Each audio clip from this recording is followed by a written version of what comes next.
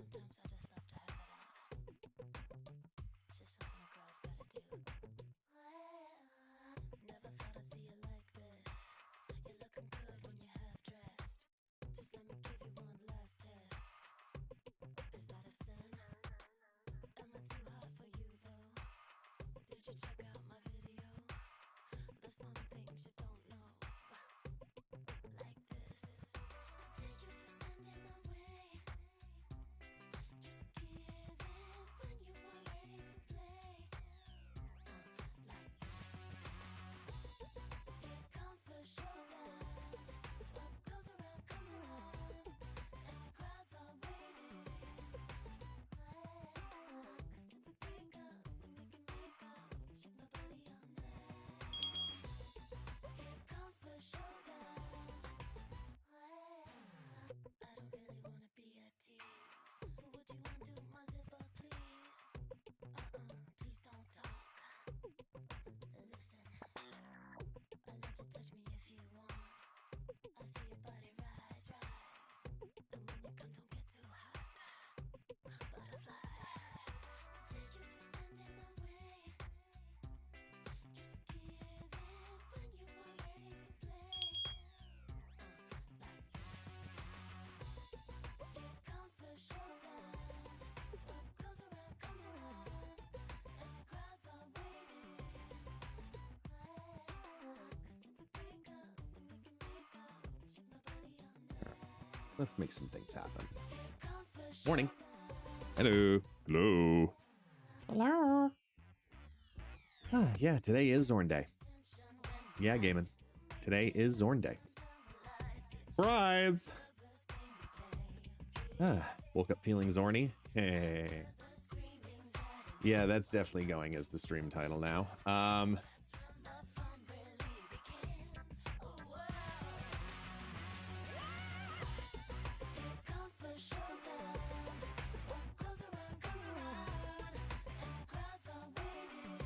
Just we're feeling Zorny today. Done.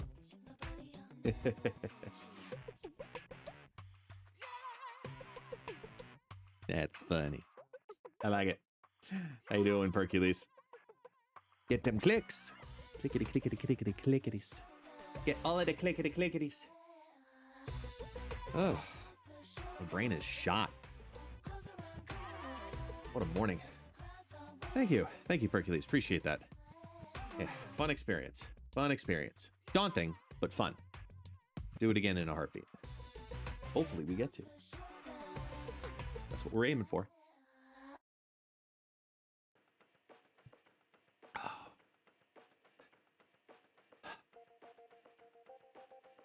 Taxi had his training today. And this is about how it went. He's fucking exhausted. He had his first training today.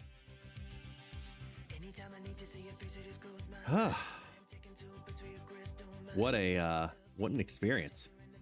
He was great, I will say. He did really, really well. You know, basic commands right now we're focusing on for the next week will be stay, place, and break. I have his new leash collar thing coming in very soon, which will help as well with that. Hey, Stars Guy, thank you so much for the Prime.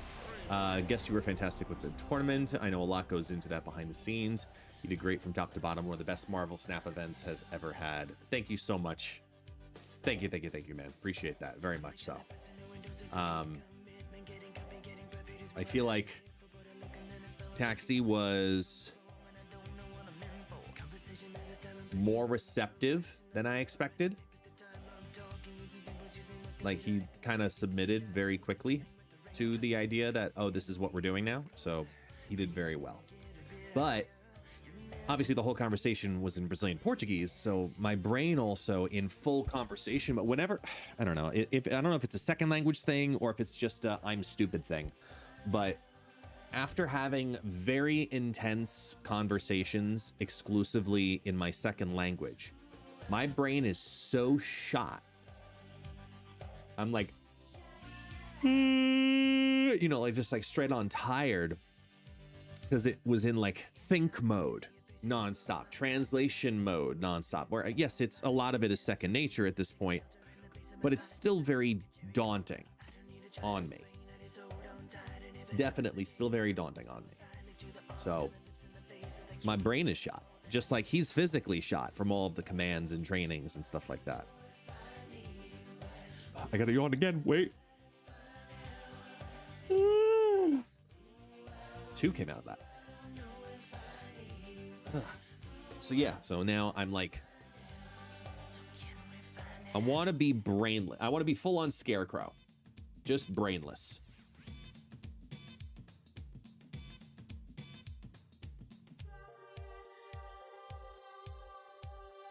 Which is kind of tough to do when we're playing Marvel Snap, you know? There's some decks that are brainless, let's be honest here, but you know, not all of them. Did any of those card performance stats surprise you after the gauntlet? Outside of the prevalence of Mobius, like I knew he would be a very high play card, highly played card. I was not expecting 40% appearance rate, you know, like fuck, just insane.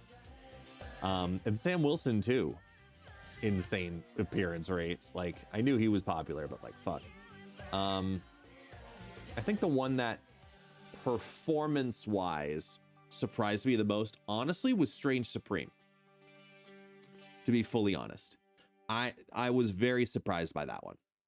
I thought that the ongoing Thanos would be better, more or less, like statistically speaking, but it kept up.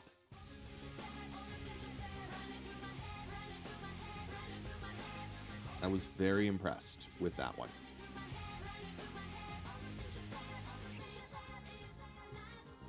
It was, I think, the only one that really like mega jumped out at me was Strange Supreme.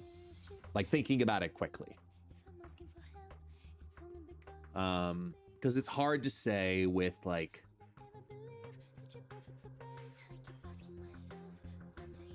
the outliers, you know, cards that did well-ish,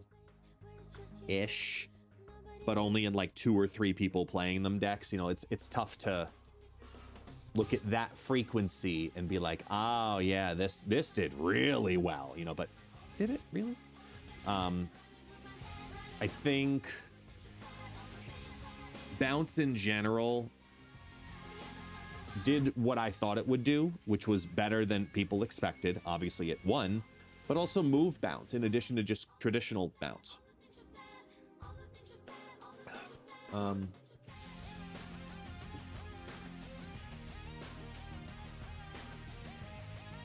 don't know if anybody else really jumped out at me as like, wow, this is awesome.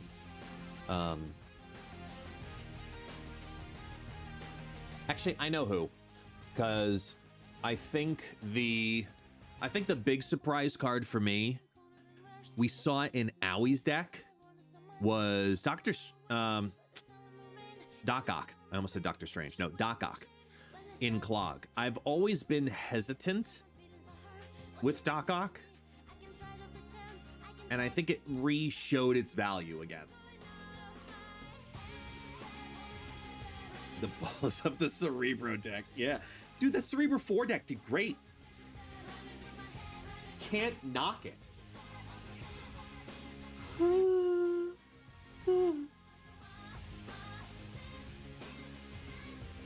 Oh, man. There we go. Woo. Poor Agatha player.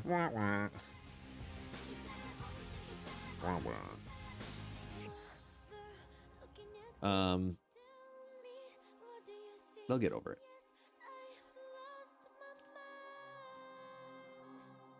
Yeah, I mean, Agatha. Let's see. How did Agatha do? Let me see if I can find it.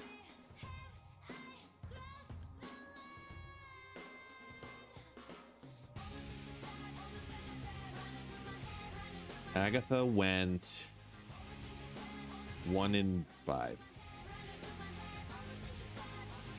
They tried.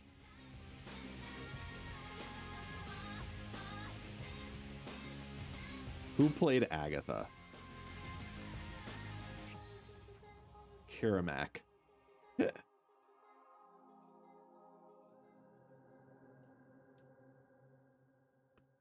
Either way. Let's talk Zorn. Hey, never give up. What's going on?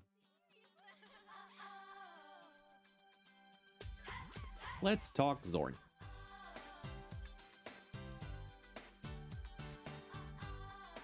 Let's go over here. I'm just happy that my special Loki cook did pretty well. Yeah. Prove it's worth. Prove it's worth. And then Mobius. Yeah, I was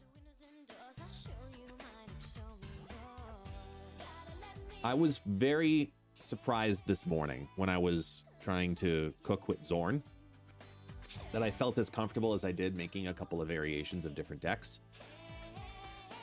Has anyone gotten news on the global bounty? I don't think we hit the 40, but I'll try and get confirmation of that today.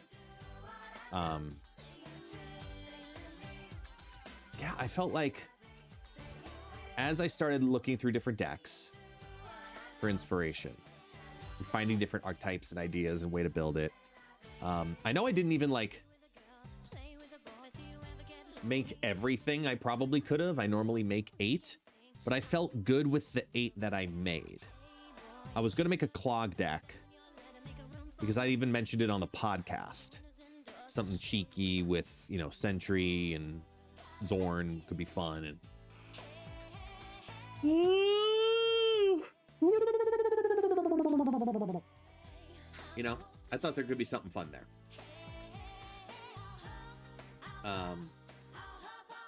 But I'm pretty happy with what we've got for the day. I'm probably going to open with the Drac Dump deck because I think it feels like the most well-rounded right off the bat. This deck feels like it's going to be a beast. It just does. I feel like this is a very clean and simple deck. Hey, Lori. Hello, darling. How you doing?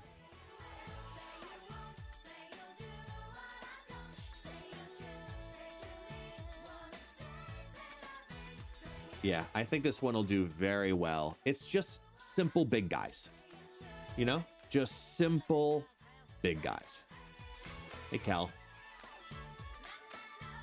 Makari plays itself. Don't gotta worry about it. Wherever it goes, it goes. Basically, I feel like this deck, as long as you get Vulture, Dracula, you win. I feel like that's the case. Unless if you're going up against a certain combo deck. Because this deck is completely, I'm ignoring you. There's no tech. It's just let me do my thing. You try to guess where I'm putting that shit. Good luck.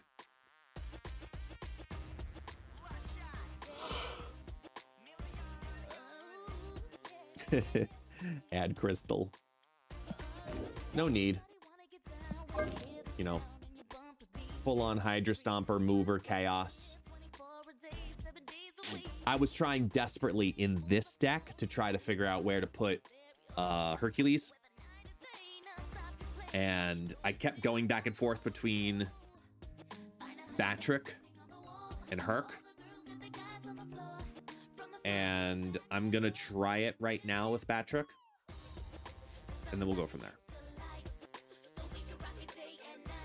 You think Red Wing would be too powerful if his pull was targeted instead of random? Oh, 100%. 100%, because then it's a guaranteed cheat versus a random cheat.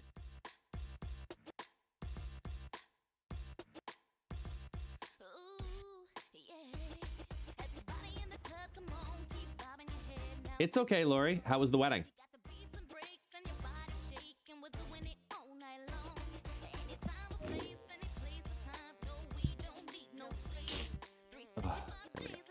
Equinox's deck version.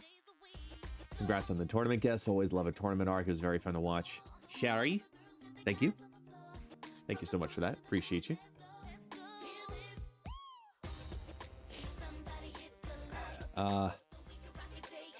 I took Quinny Equinox's deck, which I think could fit very well for Zorn. And I decided to take out Shang-Chi. And I went back and forth between Shang-Chi and or Enchantress, and I just think that Enchantress right now has more value to get rid of. So I'm like, all right, we'll keep Enchantress. We'll get rid of Shang-Chi, which was one of the perks of this deck. It's a great list. I even thought about just getting rid of an Activator or get rid of Craven, you know? Like I was debating about dropping Aranya, but I just think it'll do what you need it to do organically. So I was like, all right, let's give it a shot. See how it does. Wedding was awesome. A lot of food. Yes.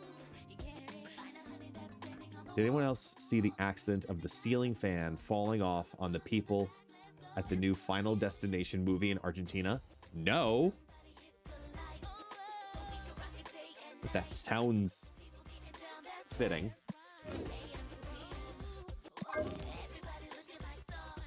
I went down the path of Move Surfer. Yeah, exactly. It's a little too on point. I went down the path of Move Surfer because I kept thinking, like, where am I going to get another cheap card in this? And I think it's only Madam Web. I think just positioning certain things at the last second is going to be very valuable. I think Captain Carter makes a great appearance in this deck. Vulture and Red Wing are here exclusively to help play more threes. Get Vulture down to let it do its thing. Red Wing does its move, whether it's on Madam Web, or it goes onto Topaz, or it goes into the Zorn lane. Like it's a win-win scenario for Red Wing just to help get another 3. And I don't think that should be slept on. So, just saying, don't sleep on Red Wing quite yet. Let's make him look pretty. I'm still sad I missed out on getting that super cute Red Wing bundle. I'm really sad about that.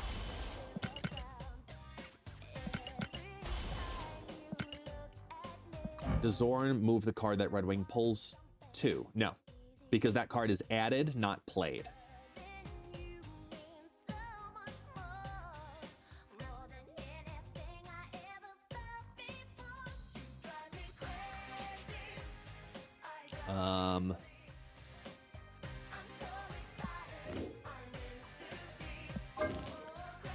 This is about as chaotic of a build as I could probably make using Zorn.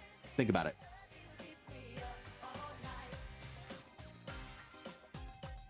I'm going to let you think this through.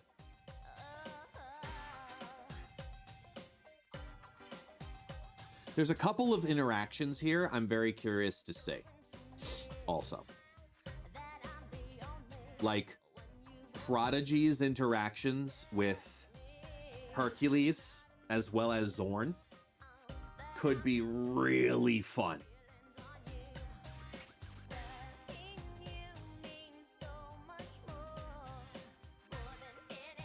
There's no reason to need to double up that, though.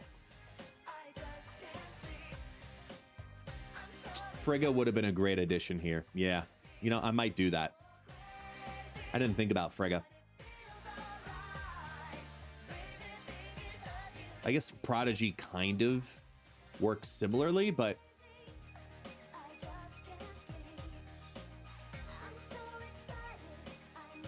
yeah, I think Frigga's too important to ignore, isn't it?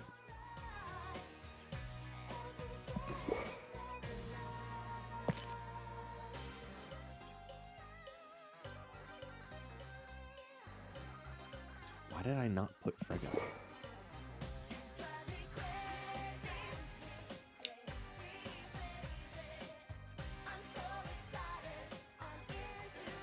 Yes, Cobalt, you're seeing the problem here.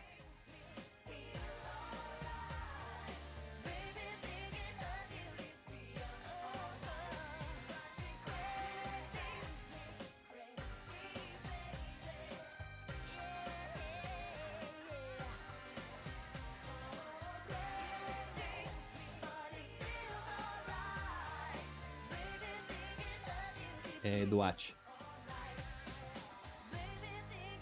Prepares a 30-kilogram cake bazooka. Yes! Awesome. I thought this one would just be like fun to try to keep up with. It's the ultimate good luck trying to figure this shit out deck. And then honestly, I just saw Super Tech God XORN list, and I thought it was worth sharing just because I think it's exactly what you want it to be. Because XORN allows you the flexibility of having another cheaper activator without needing to have a cheaper activator, if that makes sense. Because what I loved about XORN in this is it plays the defensive role. And it makes it easier for you to cannonball, easier for you to arrow with success. I thought it was stupid fun. Yeah, I got a couple of those Red Wing decks to watch. I loved that version of that. Then I thought of this. Now hear me out. Okay, hear me out. Hear me out. Hear me out. Hear me out. It came out with the idea of Hydra Stomper. Came out with the idea of Hydra Stomper. And then I ended in the path of Moonstone. And then I was in the path of, okay, Hydra Stomper, so we got to get Sam Wilson. And then I was like, okay, maybe we'll put in Madam Web too, just to get the extra movement, just in case. And then I went into Sam and I was in Cap. And Cap goes great with Moonstone. And I was like, wait a minute, this is just a straight up ongoing deck. So I went back and forth about how to build it with XORN. And my ultimate goal in here is having 2 ways to get Professor X down on 4. Having it be Spectrum ongoing, but XORN plays a defensive role while also playing an offensive role. Because depending on how you play it and how you move, if you XORN when Professor X is on the board, clogging the correct lane and then tossing things into the Prof X lane, that shit's cool. So I thought that was cheeky. I thought that was fun, a little different. Like, I can make something work with this. So I'm going to give it a shot. This is a stretch deck. I know that. It is 100% a stretch deck. But a fun stretch deck. You know what I mean?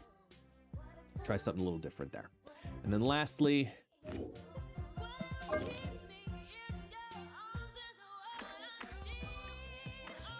the Prof X mindset got me into a Storm mindset, and whenever I think of Storm, I think of this deck. And whenever I think of this deck, I think of it as having another way to get cards into either the Ebony Maw lane or the Storm lane. And being able to shoot that War Machine immediately into the Storm lane actually helps to get that power in there. Because even if it comes down late because you stormed on 3, had to skip, then War Machine 5, throw the War Machine into that lane, I think that there's something there. So I think it just gives a little more flexibility. So we'll give it a shot, and we'll give this this archetype a little bit of love once again. For now. So that's where we're at. Ta-da!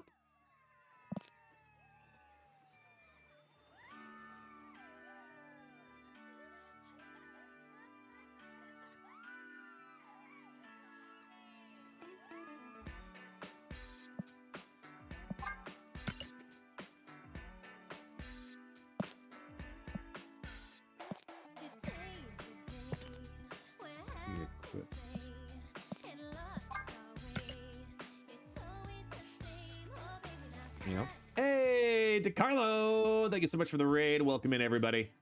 How y'all doing? How y'all doing? We're just talking XORN. Appreciate the raid, good friend. Thank you, thank you, thank you.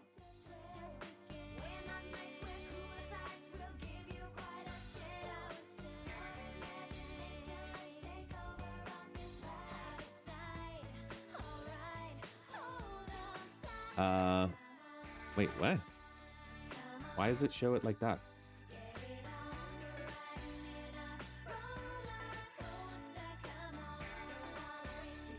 Why are you restricted? What? All right, that's fixed. That was weird. We're good. Anyway, yeah, I'm doing well. Doing well. We're just talking some XORN decks, some ideas, what direction we're gonna go with, and then I'm gonna spend the day working on tweaking the top 5 deck. I need to make this a little stronger, but the idea of the top 5 deck was taking the top 5 most played cards from the tournament and put them into a new deck. That's not Thanos. Keyword. That's not Thanos. Yep, we got Scream. We got a couple of different Red Wing decks. We got the Scream deck here. Definitely makes sense for me. We got Red Wing deck number 1, Vulture Dump. I think that'll be absolutely stellar. We got Red Wing deck number 2, which is a Surfer build. The Silver Surfer right there. I think that'll be good just as equally. And then I think those are the only 2 that use, yeah, those are the only 2 that have Red Wing. We got some other flexible options though. But I do want to kind of revisit the OTA conversation that we started yesterday about cards we think are going to get OTA'd up or down. So in recap, here's where we kind of left off on that conversation yesterday. Okay, so Sam Wilson, I think, gets the Angela treatment. The Angela treatment is that Sam Wilson goes to being a 2/3, but the shield starts giving +1. I think that's inevitable at this point. It's been too long, been too strong. Number 1 most played card in the tournament recently. I don't think that's the reason for them nerfing it. It's just the fact that it's in every fucking deck and it needs to be taken down a notch because the move activation is just as beneficial as the fact that he's a 2/6 most of the time. So I think that he gets the Angela treatment to kind of cap him at 2/5. All puns intended. Strange Supreme, I think, goes down to a 2/0. I think he's proved that he's too powerful for the archetypes that he's played in. It's just a matter of time that he becomes a 2/0. Shave off a little bit of power. Cloak, I think, gets some love. Cloak is the first cut move card from your move list almost every time.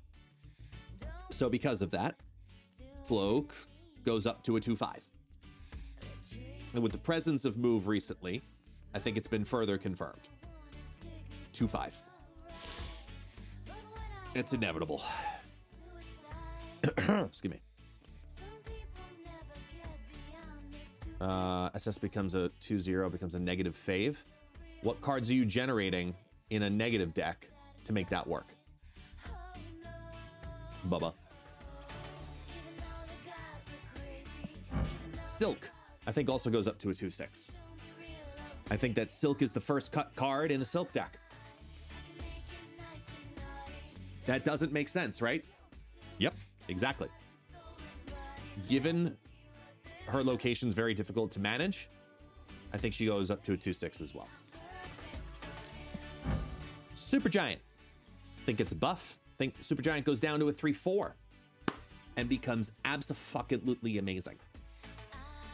Such a fun mechanic, and I think that they basically Captain Carter it. I think they bring it down to a 3 and see what it does.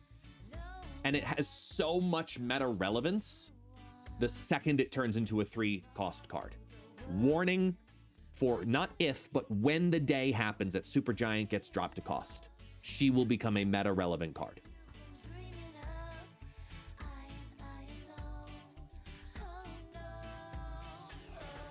Taxi, what's up? You okay? You tired? You had a busy training morning this morning? You want to go down and go in the sun? Okay. Easy.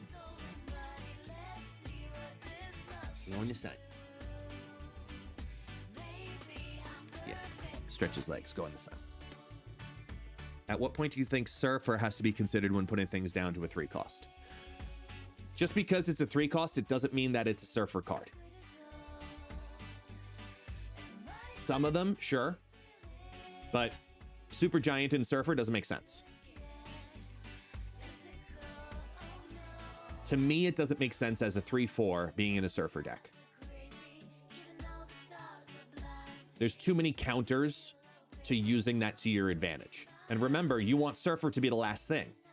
So Super Giant, the only way you play Super Giant in a Surfer deck is to go Super Giant next turn, play the Surfer down behind it. But you almost never want to do that because then you're also leaving it open to be Eliathed.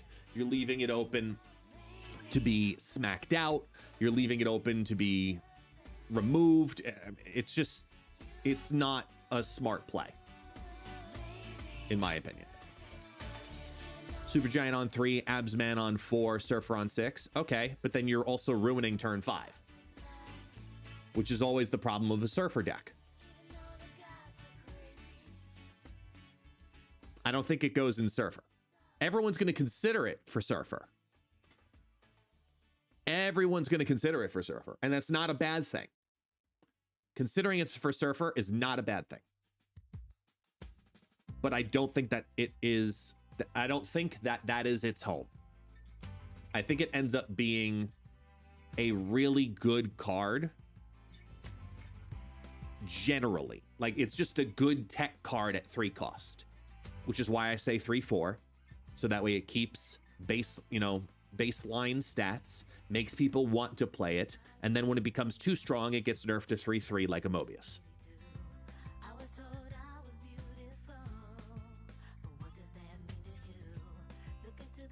Sam Wilson seems to have a high win rate because he has a high play rate, not because he's a game-winning card. He isn't the reason his decks are winning. So I'm curious if the nerf is necessary. I think there are other problems there with that statement, Werewolf, that I disagree with. He doesn't have a high win rate because he has a high play rate. He has a high win rate because he has a high amount of flexibility and a variety of different mechanics that become active because of what he does. The Batrick combo becomes huge. The defense that the shield provides from getting your cards to be Red Guardian is huge. The move activation, of course, for something like a Craven is huge. The free ongoing card that turns into a 0/3 essentially when you play Spectrum is huge. I think that Sam Wilson has so much flexibility that is what creates his high play rate. And because he's so flexible, the high win rate, if you look at the decks in which he fits in, those decks are more often than not plus 52% win rate decks. Without him, in each of those decks, the win rates go down.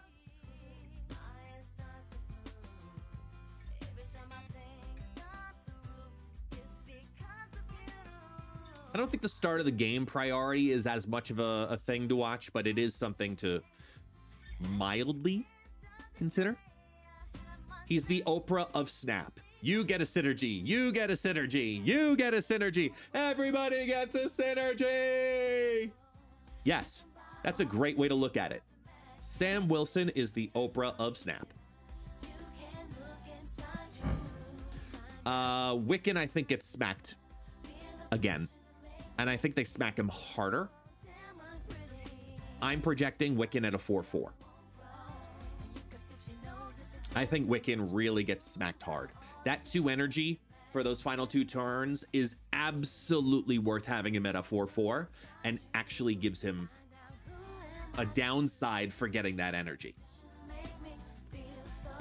I still can't believe they released him as a 4/7. 4-7. He's still a good card at 4/4.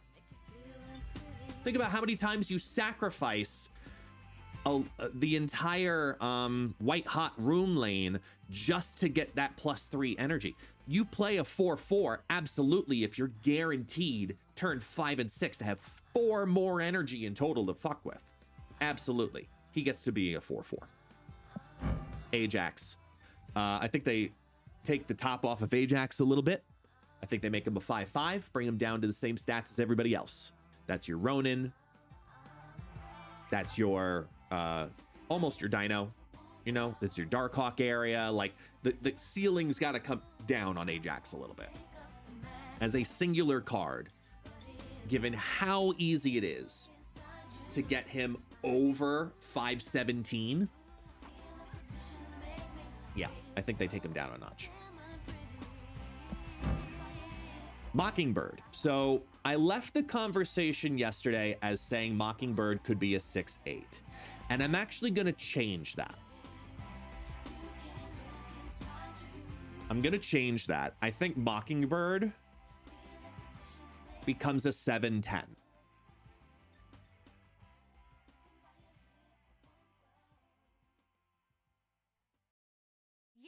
I think Mockingbird becomes a 7/10.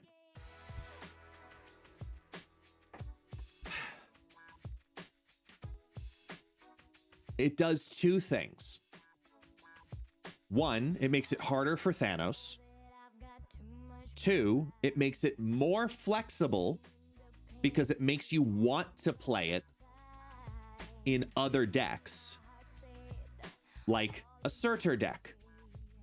You want to play the Mysterio Surtur combinations again. And three, it makes it Shang-Chi-able.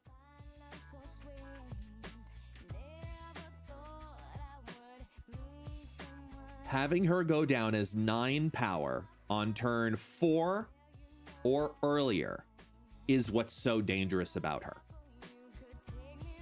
So if you can make that shit happen, that's fine. I still think it needs to be a 7/10. You need to be able to Shang-Chi it, and you need to be able to have a downside to it. I think Mockingbird goes up to 7/10.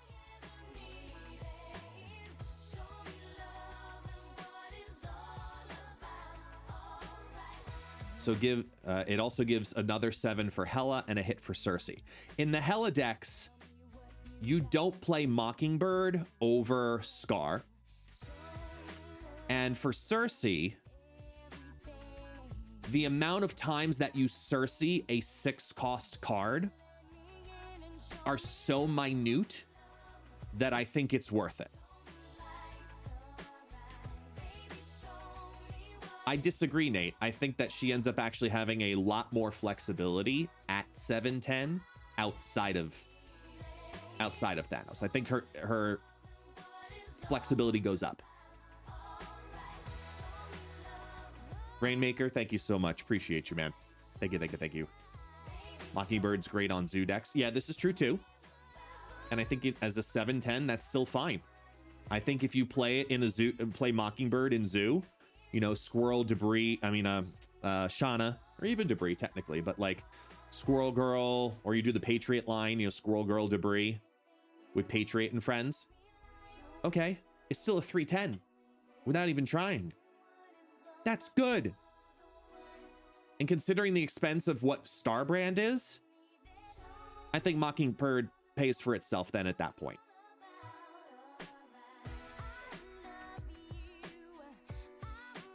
Better idea for her discount. Give her the treatment of Victoria Hand, only discounted with cards created in hand. I think if you do that, you actually completely kill the card. I think that completely kills the card, and then you have to make it a 6/12. Oh, hi. Hi, Fancy. What's up? You're back. Scratch your butt. Here you go.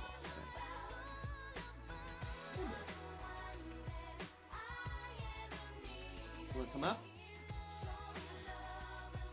You want to say hi? Come here.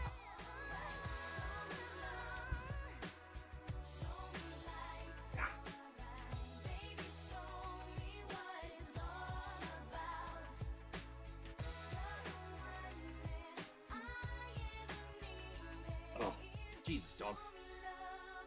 Say hi. You were a good boy today.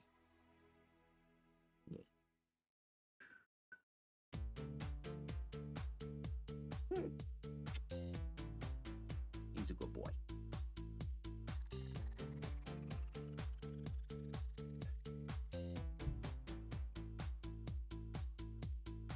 But I have a better... wait, no, we did that. Should we need to be a 4 cost for this to work? Maybe a 5? For what? Oh, for the Victoria. Yeah. For the Victoria hand treatment. Yeah, I think that's just a different card. He is the best boy. He is. But I'm going to go Mockingbird 710. And then Thanos. That was loud. I think with Thanos, they do 2 things. Because it's... Remember. This is an OTA. Nithiel raiding on in with the party of 80. First DeCarlo, now Nithiel. We're just taking over Twitch. What's going on, guys? Welcome on in. We're talking OTA wants and changes and needs and stuff. My thing for Thanos that I think they'll do right away, because it is only an OTA, it's not a patch. They won't do as often major like technical reworks. But I think they immediately chop off 2 power off of Thanos, and I immediately think they take off the other power off of Space Stone. I immediately think they chop that down. There's no way they don't, in my opinion. I don't think there's any way they don't. Whoops. I think let all the stones be 1 except for the power stone, because it's an easy thing that they can do. And same thing with the Thanos, shave him back down to 10. So that way in your hand, after he gets the reduction, he's a 5/10, not a 5/12. That's what I think. So in recap, Sam Wilson, Captain America, gets the Angela treatment. So he becomes a 2/3 and the shield only gives +1. Strange Supreme goes down to a 2/0. Cloak goes up to a 2/5. Silk goes up to a 2/6. Supergiant goes down to a 3/4. Wiccan goes down to a 4/4. Ajax goes down to a 5/5. Mockingbird goes up to a 7/10. And Thanos gets changed to a 6/10. And the Space Stone becomes a 1/1.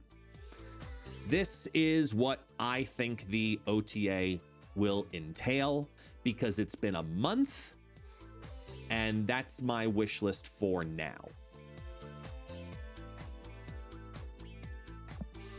But I think that they do more, and I just don't know what those more is. I want to fill up a whole deck of OTA wants and changes. No, for Infinity Ultron. Okay, let's talk about Infinity Ultron a second, because I do think it's a card people just don't understand yet. I really do.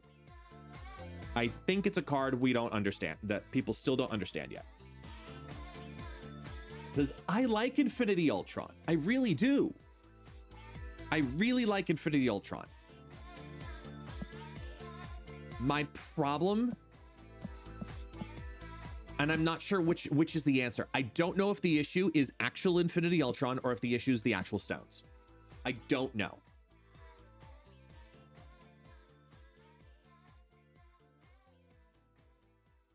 Because with Infinity Ultron, on one end of it, you could justify if Infinity Ultron was a 4/6. These stones' value at 3 cost changes tremendously. To play a 3 cost plus a 2 on 5 and a 3 cost plus another 3 cost on turn 6, whole nother ballgame. But then at 5/8, if the stones cost 2, this becomes the equivalent of a 2/8. This becomes the equivalent of adding a 2/8. This becomes a 2-cost Jubilee. Sort of. Ish. You get the idea, right? And this becomes a 2-cost Winds of Watum. I was forgetting the name of the spell for a second. And I think the 2-cost is a problem. I think 2-cost ruins it. I think it becomes too strong when these stones become 2 costs.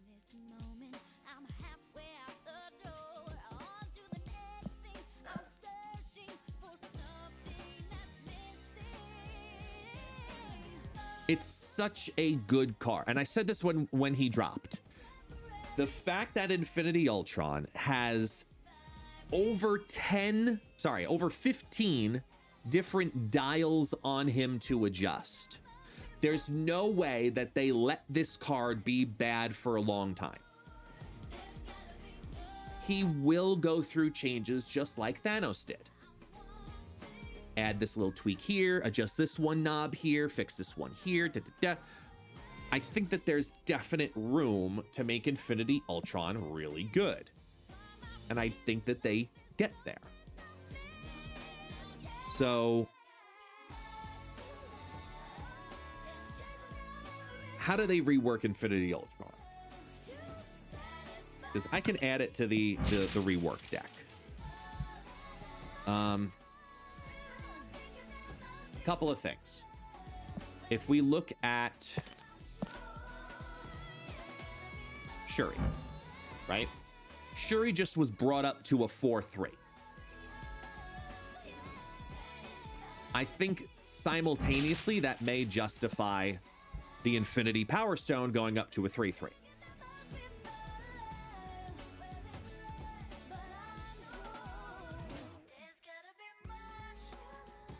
I think that 3/3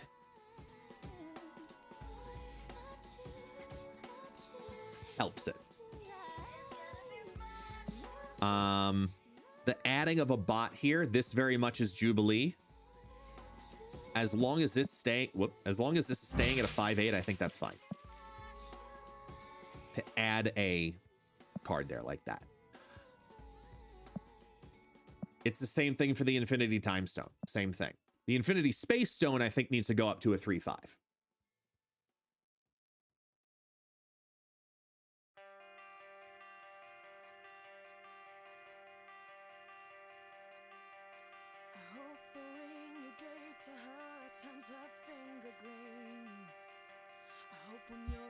They're stuck too much on the stone cost synergy, in my opinion. I think we learned with Agamotto that different created cards can have different costs based on usability, and they need to apply that to Infinity Ultron.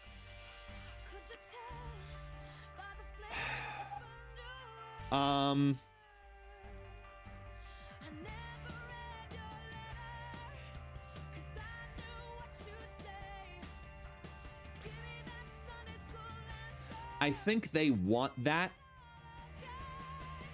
because of how strong the effects are.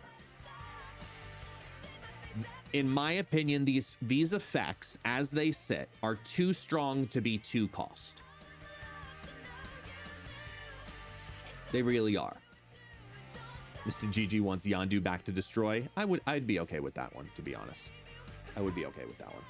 I'm not gonna bark for it, but I'd be okay with that one.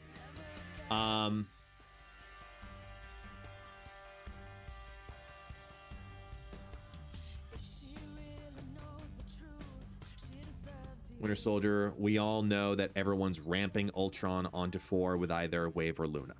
So, and that's an interesting point. If that's the case, that most people who play Infinity Ultron are ramping it out, does it need to have its own cost organically dropped? Which in turn, would mean its power, we need to have its power dropped. So do you want to have to play Wave or Luna or Electro? Not really Electro, but you get the idea, right? Would you want to have to play those to get this out like that and keep the 8 power, or not have to worry about it and then just play a 4/6 version of Ultron? Because then its value goes, like, if you took every card here, Infinity Ultron, the Infinity Power, Reality, Time, and Space Stone, Soul, all of them, like, if you just took them all,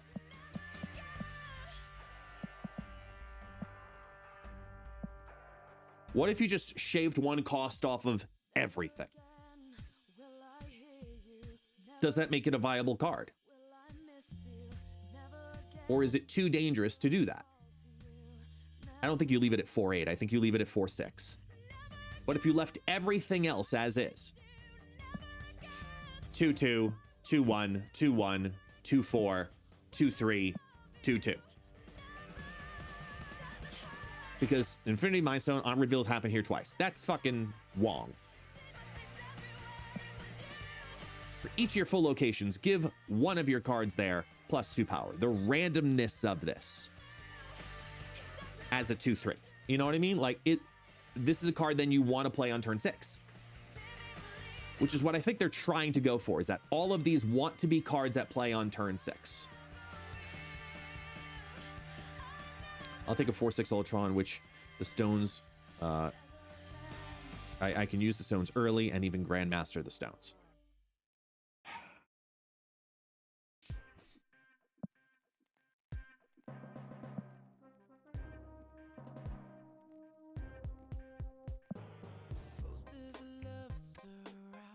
Why can't you do that now?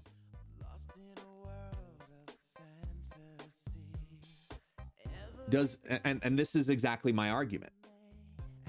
If making this organically a 4/6 with the stones being 2 cost,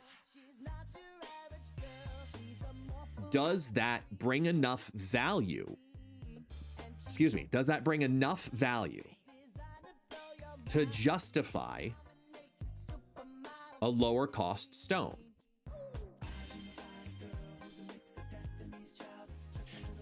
And even if it does get Zabu'd, remember, you only have a 1 in, you have a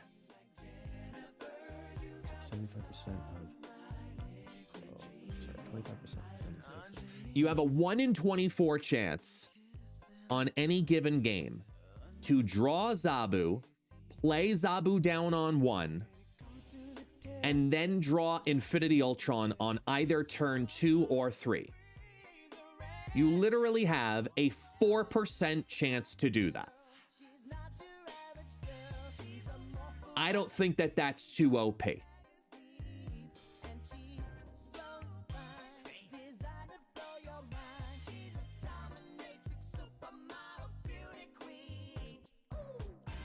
And before you math nerds get out there, start doing probability, I'll help you and say you didn't draw Ultron in your opening hand. You drew Zabu in your opening hand. That's 1 out of 4 cards that you get in your opening hand. 4 cards out of a 12-card deck, right? So that's 3. Already my math is off. So it's a 1 in 3 chance that you draw it. Then out of the remaining 11 cards that it could have potentially been out of those 2 pulls, it's 2 out of 11 and then 2 out of 10.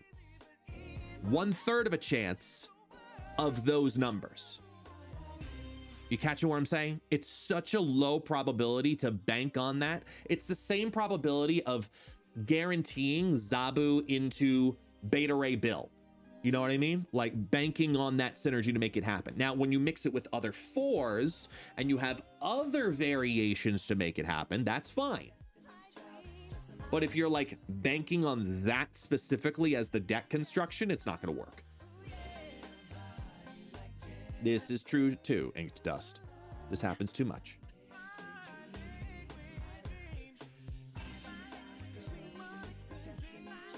I think if you drop it to a 4, knowing that the stones have the ability to make a good card turn into a fantastic card, right? You got to remember, we have Ares in the game. We have Beta Ray Bill in the game. But Beta Ray Bill, there's a cost associated to getting that Stormbreaker, right? You have to play Jane, have it in your hand to guarantee it, or you have to play King E3 and have that be the only card that King E3 can pull out of your deck. You have to pay into getting that to happen to get that 4/6 to be a 4/12. Ares has RNG as a cost to getting the 4/12. As Infinity Ultron, being Infinity Ultron, knowing that you could just double it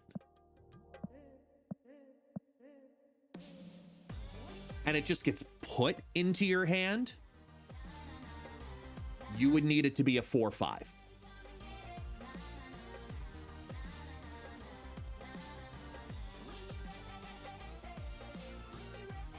It would have to be a 4/5, in my opinion. Yes, and you randomly get different stones. Absolutely, that's the case too. But just as much, you can also Grandmaster Infinity Ultron. If it's a 4 cost, if it's a 4/5, that you can turn into a 420. That's one thing. But it's also the same problem as, like I said, Beta Ray Bill. The difference is it's more consistent. That's why I don't think you can keep it at 4.6, just because this stone exists. I think it's a 4.5 if you drop the cost. And then for all of the stones, you have to do it differently.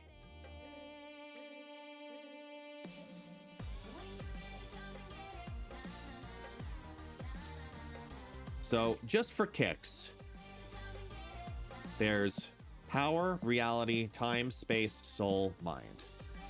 Power. I'm writing it down in the background. Power, reality, time, space,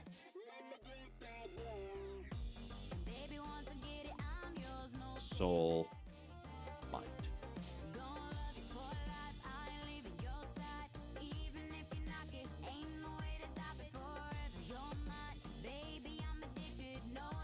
Okay. Hey, Pulse. What's up, man? How you doing? Welcome back on in. Yeah, we're back to the normal grind. So for each of the stones, right? If you think about the comparable card, if you're dropping all of the stones to 2 cost, the power has to be 1 underneath what the associative card would be. So Infinity Power Stone would be a 2/2 because Shuri is a 4/3. So instead of it being 3 power, it becomes 2 power. I say it becomes a 2/2. Infinity Reality. Add a drone here to set its power to Infinity Ultrons. The adding of a drone, I would equate that to a Jubilee play, which is a 4/1. I think that this has to become a 2/0.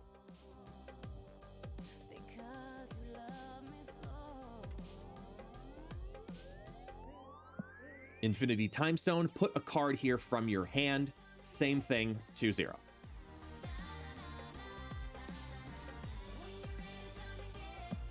Move the lowest power enemy card here to the location of Infinity Ultron.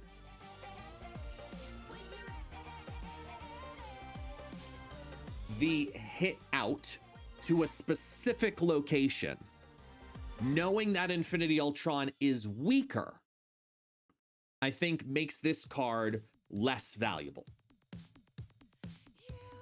I think in a 2-cost standpoint, I think that this needs more.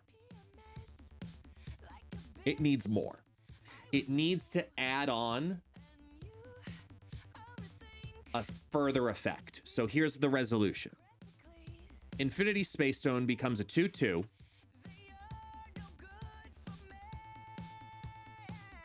On reveal, move the lowest power card, lowest power enemy here from to the location of Infinity Ultron and steal 1 power.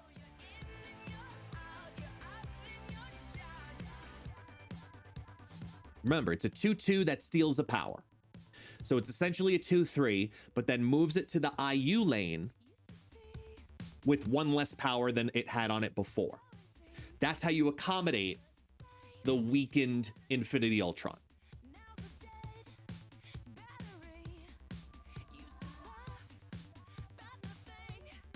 I think that there's a steal mechanic in play, because then the total value of the stone is 2/4 over 2 lanes.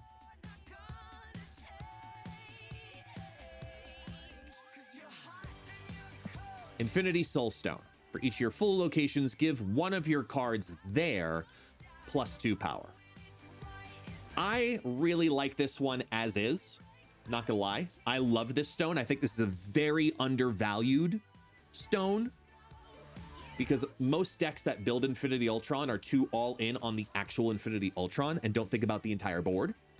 But if you run Infinity Ultron in a board filling style deck, it's actually a very good stone. You're only focusing 2 lanes to get this to really happen anywho, so the value's pretty high. I think this is just a 2/2. And then lastly, ongoing, your on reveal abilities happen here twice. Wong is a 4/2 that makes this a 2/1.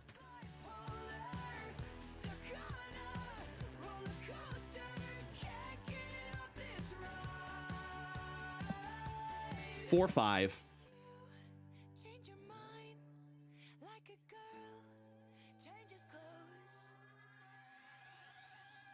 2/2.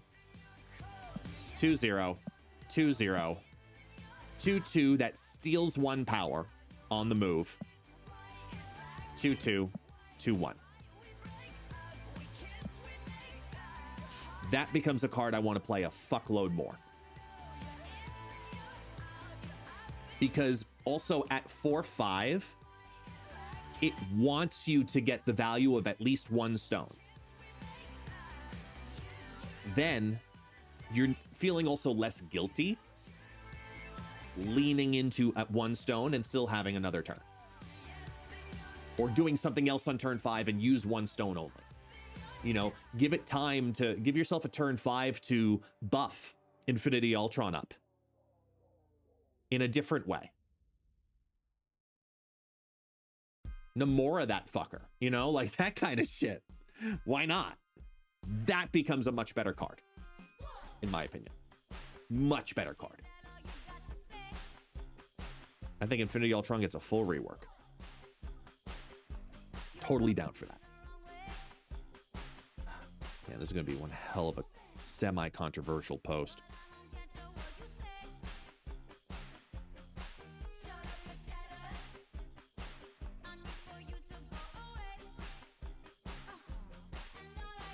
So I've got 1, 2, 3, 4, 5, 6 buffs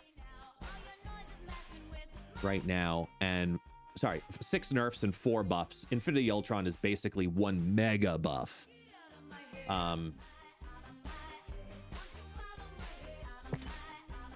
Trying to think.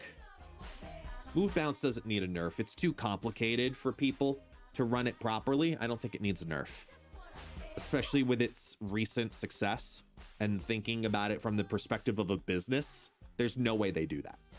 Oh, I've considered Bullseye 1 billion times, Winter Soldier. 1 billion times. I've talked about Bullseye needs to be a 3/1. Because when he does the thing, he does it well. But simultaneously, the thing that makes it good is the fact that it enables all of the other things to happen. The Morbius to scale, the Collector to scale. That's what makes that so good. You could justify a 3/0 Bullseye. Absolutely. But until it becomes oppressive, I don't think it's necessary. I think it's just a pain in the fucking ass. But the play rate and the knowledge of it should say enough.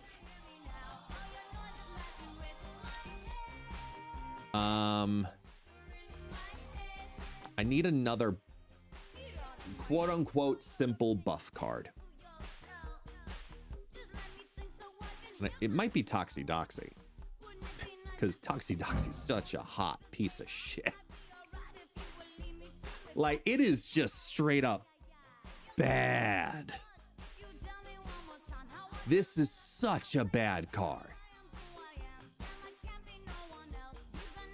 Like, the cost of spending 2/1 to only get 4 power, this is such a hot piece of shit.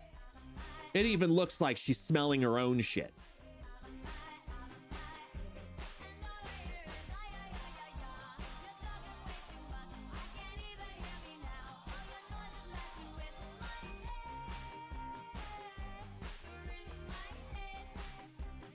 Celine was never the worst, Autobots. Celine was bad, but I don't think Celine was ever the worst.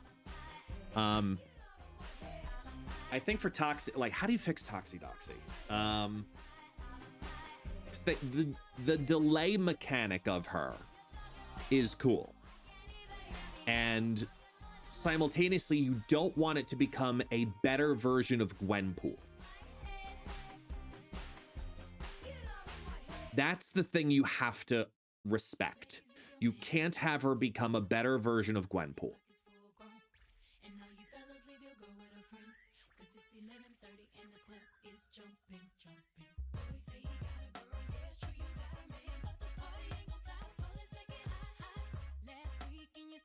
Two zero, no delay. Nah, you need the delay.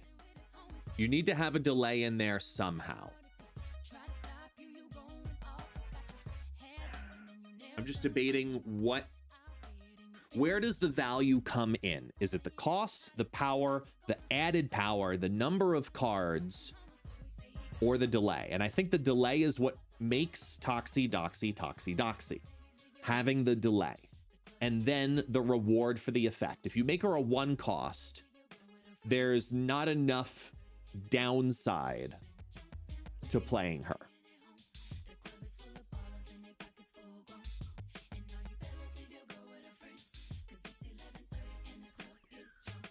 +3 and exactly. That's one of the ones I'm thinking about. If it's give 2 random cards +3, so she's a total of a 2/7. That I think becomes too strong. But if she's a 2/0, that gave +3s. That might be a maybe. Keyword is maybe.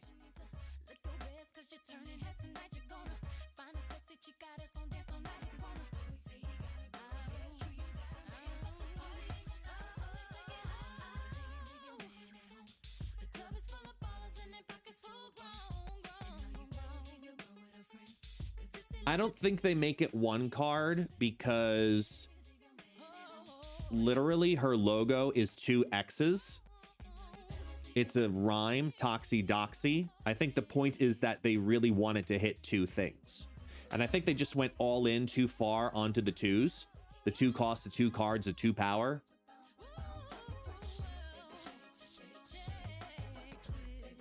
I think even at 2/2, she's a better card. No, that becomes a much better version of Shuri. I don't want that Whisper Hand. That's too broken. Even at 2/2, her value changes. But you think about cards that have spread, right? You think, like I use in the Gwenpool example. It's a 4/6 that total value is 4/12.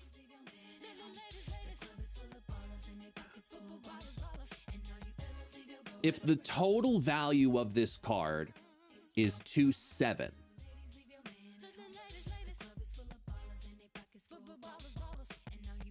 and the downside to it is you need to basically play it early, but then your downside is you get restricted afterwards.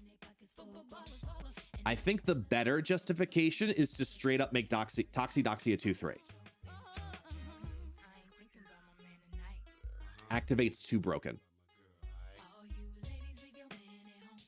I think 2/3 works because what 2/3 does is it takes her downside, which is you can't play those cards, and allows you another play option to use her as essentially a vanilla card on turn 6.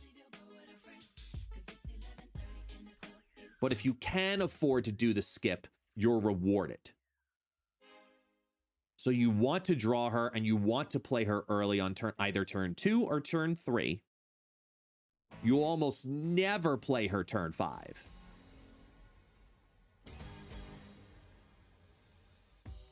I think that's what you do.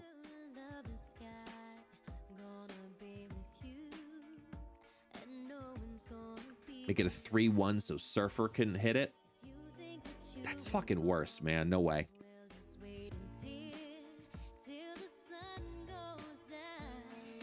I think it's 2/3.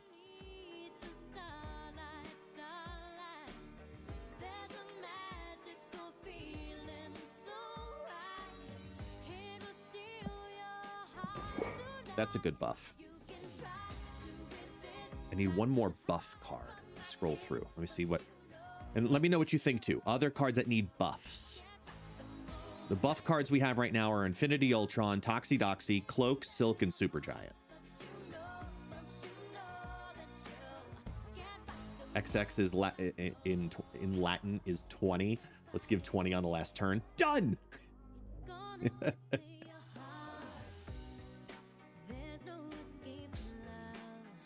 The toxic side is the restriction, right?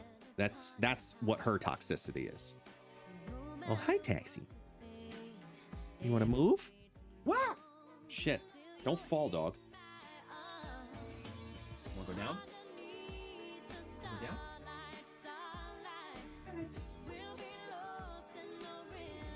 All right.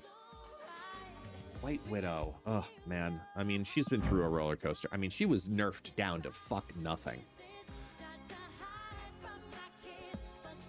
The thing is, people forget how good the White Widow Red Guardian combo is. And people are just scared of it. Honestly. Like, it's a -6. Like, it's a really strong combination that honestly I think people just straight up forget.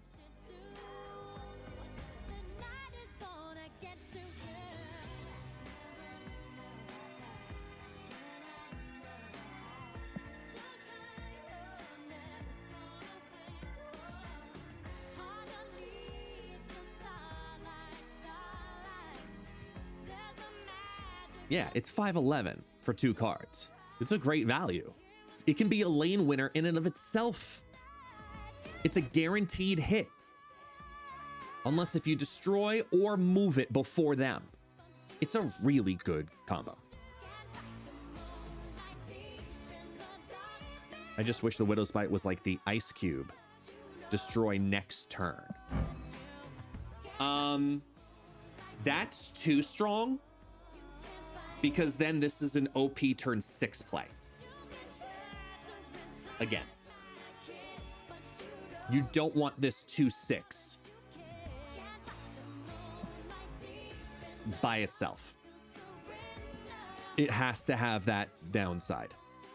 That's why it got nerfed.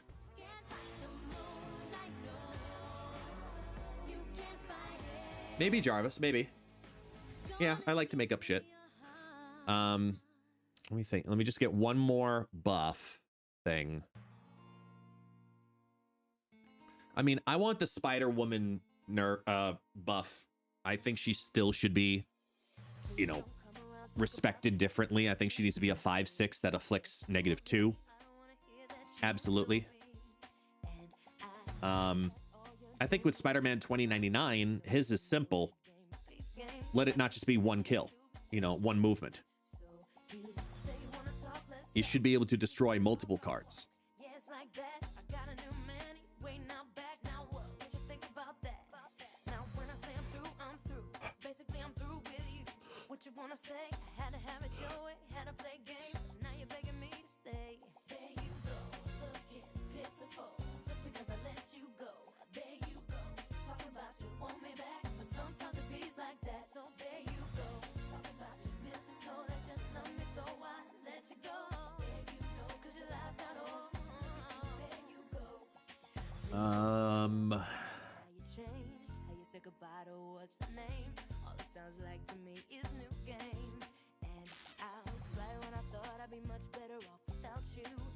That Spider-Man variant I have? Which one do I have? This one? Wasn't this was this the bundle one? Oh no, this is the Penny Arcade. Yeah. Oh, that's the new Penny Arcade Spider-Man. Have it on there for now. I'll go back to my Rivals one relatively soon. Wolf by Night? No, I think he's fine. Until they make... I've called for him to become a 2-0 too many times for me to want to say that one again.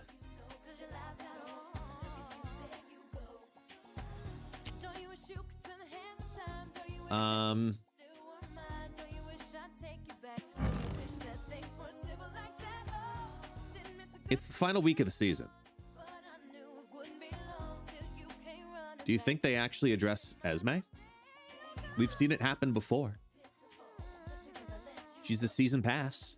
Try to get some last minute pushes. I think from a marketing standpoint, it would not be a bad idea.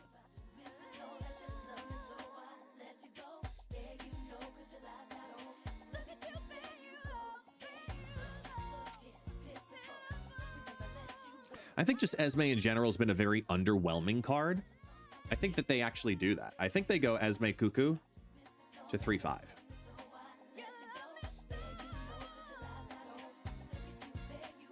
I think that becomes a much better card.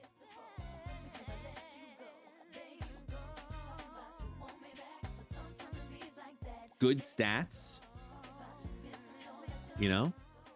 I think a lot of people didn't get Esme because Esme was just kind of meh.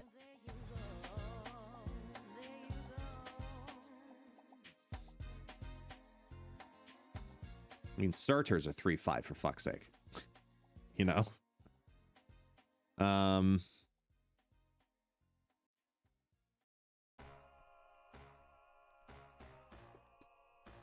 This is a story about a girl named Lucky. Early morning, she wakes up. Exactly. She has one decent home right now, and it's negative, which is only it's temperamental.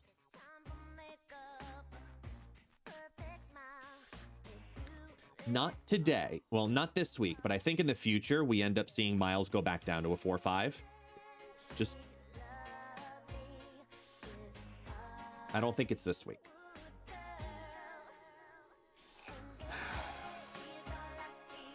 Again, I'm looking for buffs here.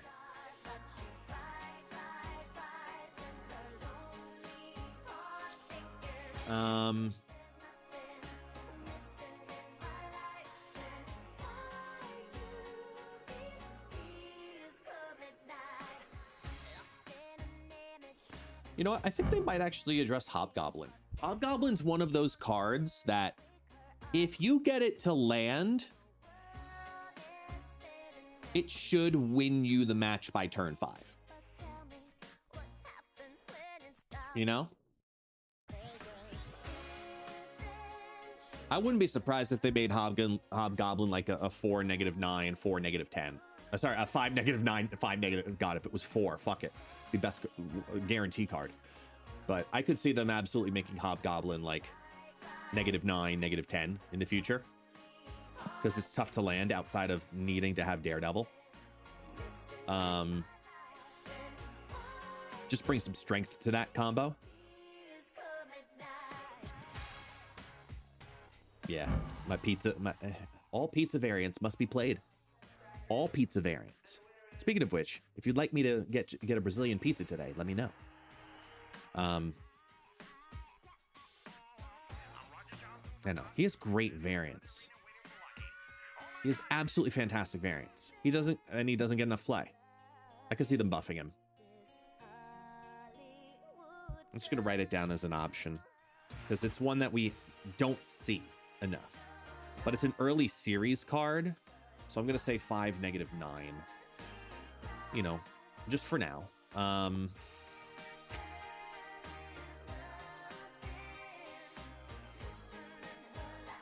still think Black Bolt stature could go up. Each of them could go back up to 8s. I really do. Be meta relevant again. I think that they as a combination could absolutely be meta relevant again. Ask why Kang is Series 5 for the same reason that Joaquin Torres is. Or Blob, Null, yeah. Maybe Leader goes up to 6-5 and then everybody hates life.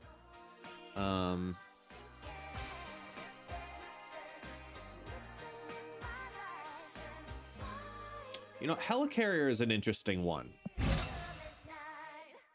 Because on one end, I get it. You get a lot of randomness. But it kind of helps you. But at the same time, a lot of the decks that want to play Helicarrier want to discard it early and then bring it back. And I think there should be a better value to that. And we've seen the prominence of the Helicarrier Essen build from Phaser. And I think that that's a good archetype, good style of deck for Snap. I think it's healthy for Snap. I could see Helicarrier getting a 6/12. To make Hulkling a 5, I mean, we have major problems. I could see Helicarrier getting some love. I think that that's a healthy thing.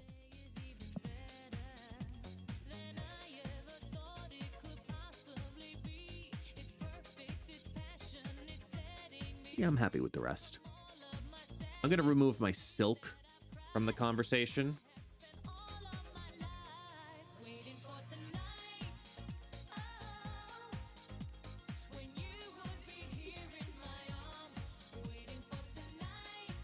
Annihilus has been dead for months.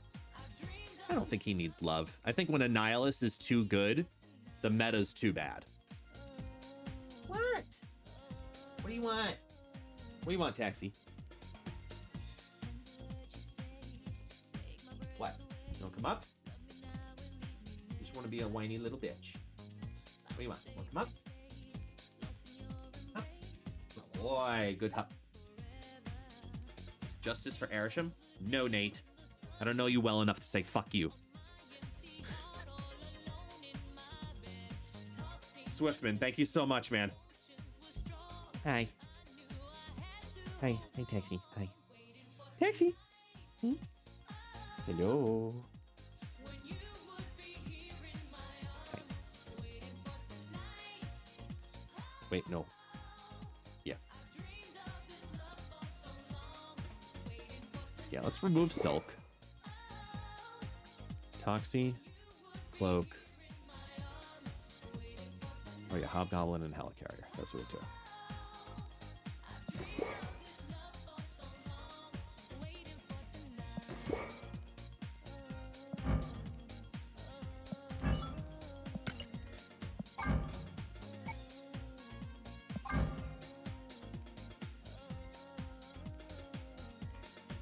Sure.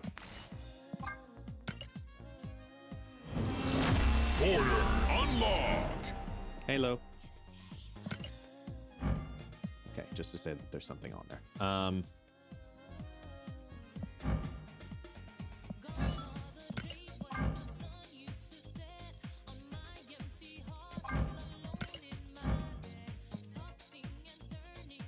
It's just such a piece of crap.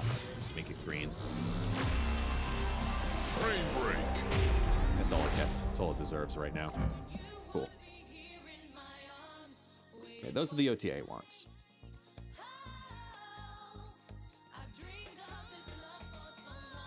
It's not a deck, Mike. No. These are my OTA wants. Let me just put this into list.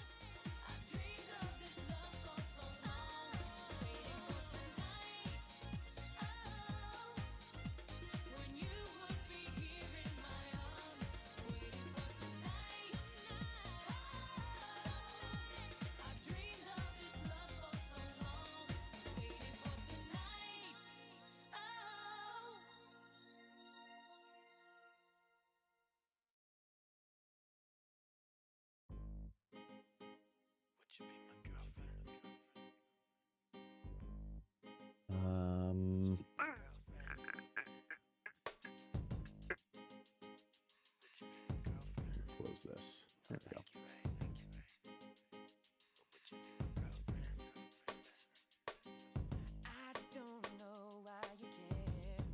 No, these are just my wants.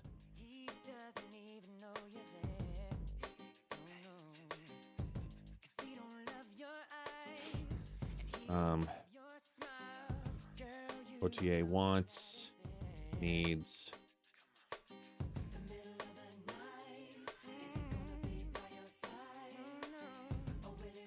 OTA wants, needs, and predictions.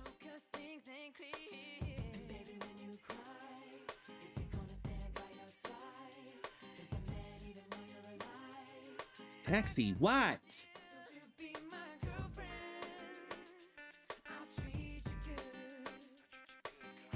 What?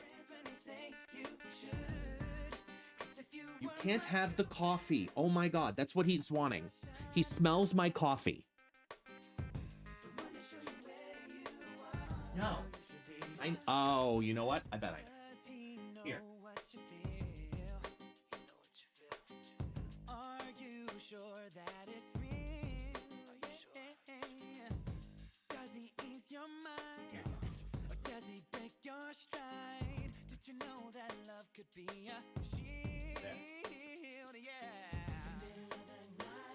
He wants his bed and his blanket down by the outside door here because the sun's about to come on in and he likes to lay in the sun. That's what he fucking wants. Okay. Anywho.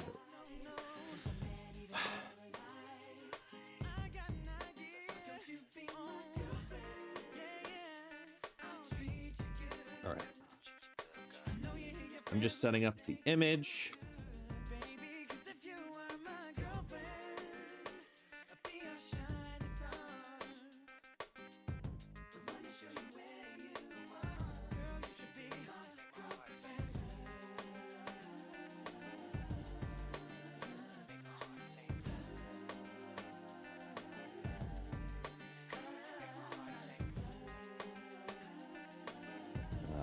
Nerfs.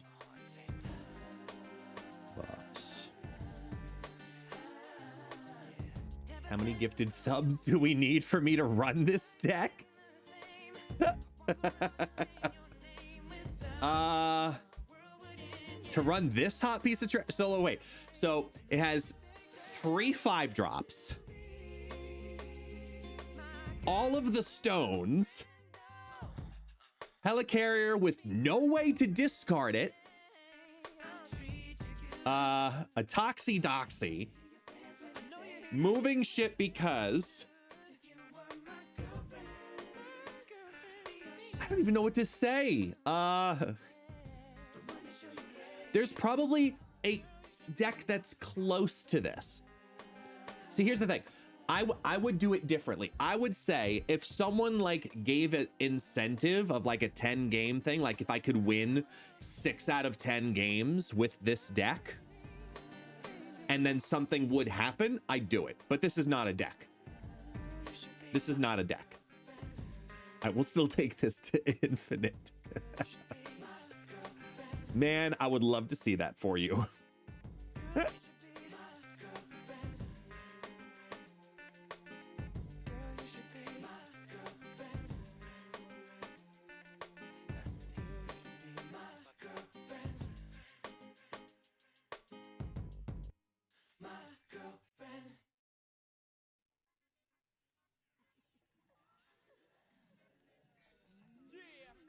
The global bounty deck. Yeah, exactly. Yeah, it's an OTA wish list.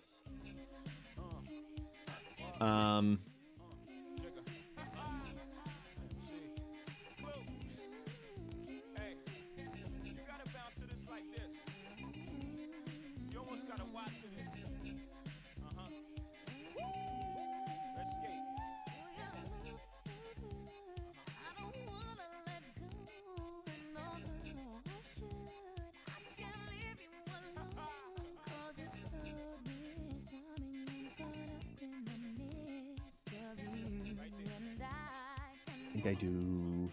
I gotta cut this.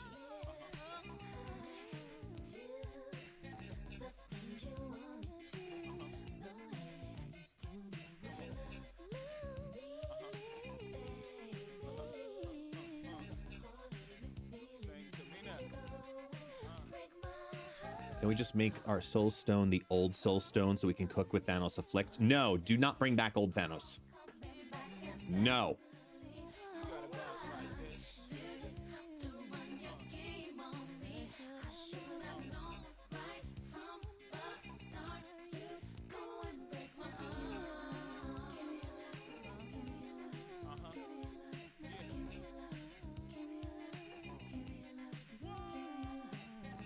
See what happens if I do this. Okay, what if I do this?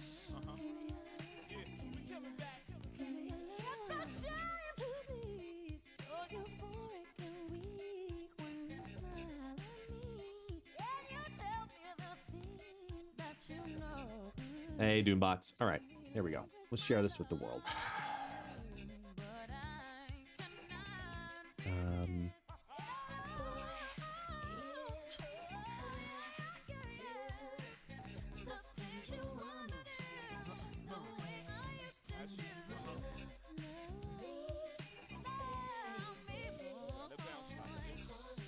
Add to dictionary.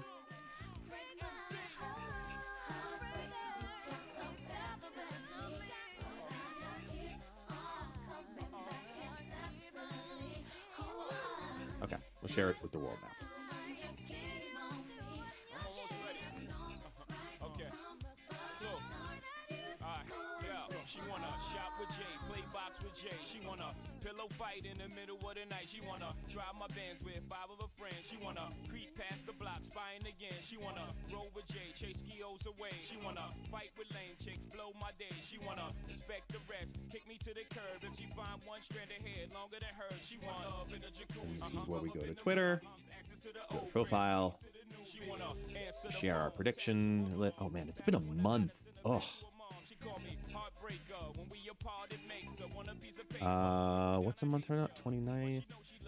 I don't know. It's been more than, yeah, it's been about a month. It's been more than a month since I did one.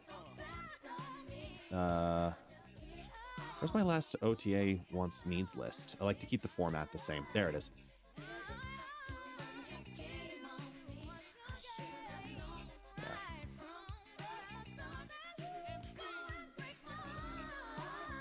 May 29th, right?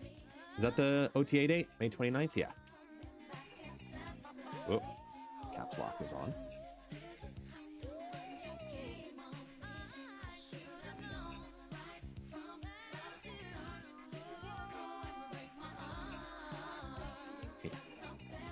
Second dinner. Marvel Snap. It's Guest Gaming. Chiron.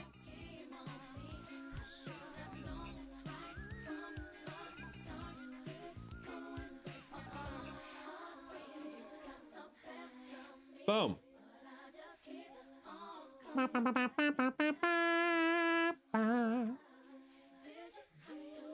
Posted.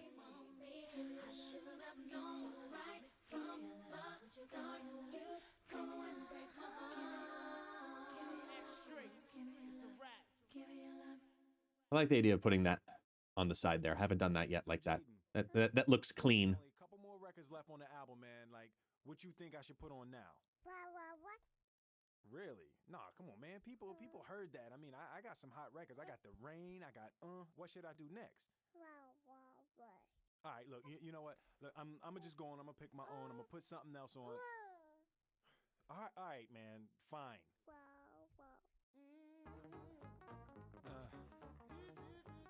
Wicked wild, wild. Wicked wild. Wicked wild. Wicked wild, wild west. Jim West, Desperado, Rough Rider. No, you don't. Right, because that's 1, 2, 3, 4, 5, 6, 9, 10, 11, 12, 13.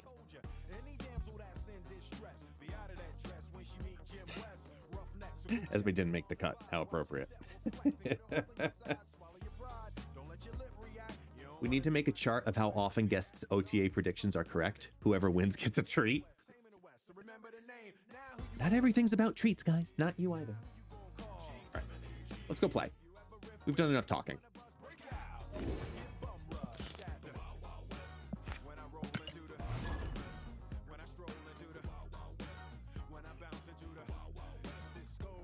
Yeah, no, I'm gonna completely redo the whole treat bullshit because something's off.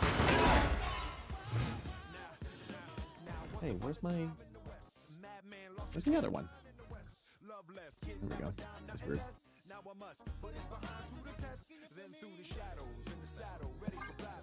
Hey, 6 rounds. How you doing?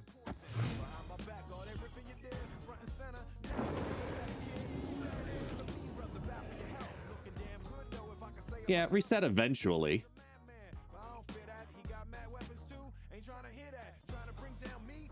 Oh, all that's already done. We already did that. Yeah, the XORN decks are already up. Here, I'll give you the XORN decks link.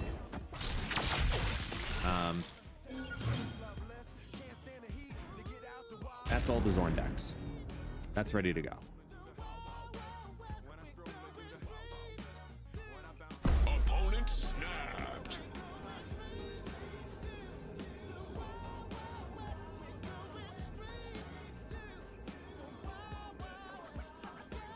I love Airshim first thing in the morning.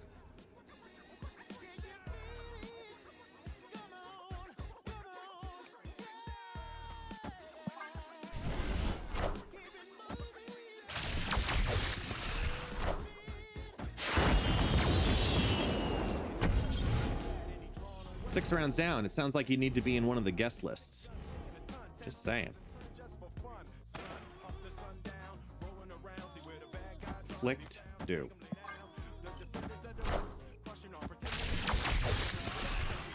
Just saying. There we go. Now Dream Dimension doesn't feel as bad. And Miles Morales ignores Dream Dimension. Ha ha ha ha ha.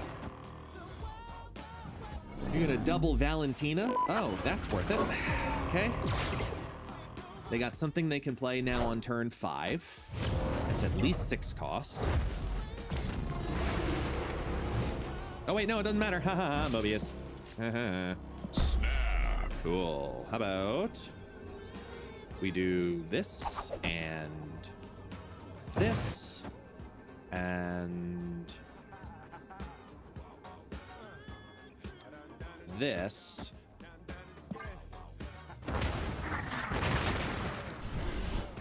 I get the energy I need.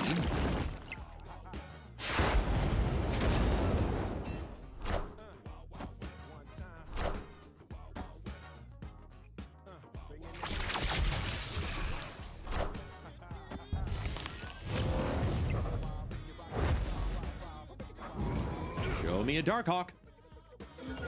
That's a 7 cost. Ha! All right, so they have one. Oh, that's just rude.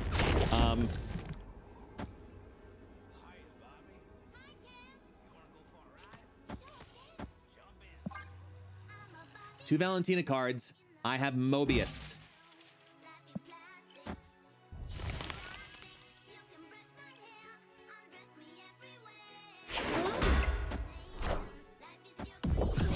Yeah. 1, 2, 3. Keep an eye on what that Patriot, what do you call it card is? The Cersei. Cersei gets absorbed, maybe? No, Strong Guy, Scream, Prodigy, which also becomes Strong Guy. They have 4 cards in their hand, doesn't matter. That's going to eat one of them. It's going to take that over there, and sure, all right, we still hang on to everything, so woo!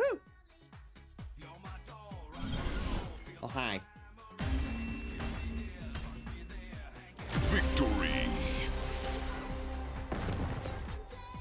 Yay! That's a good way to start the day.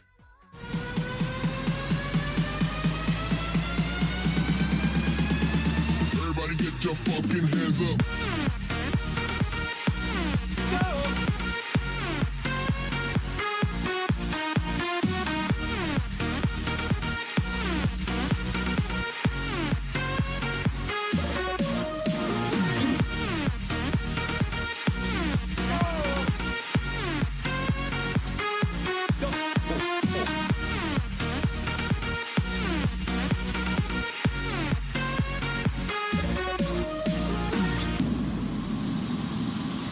Yeah, baby.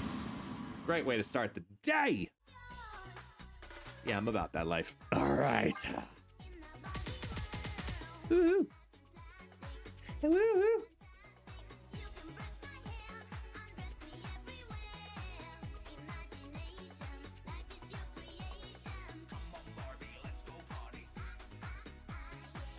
Okay.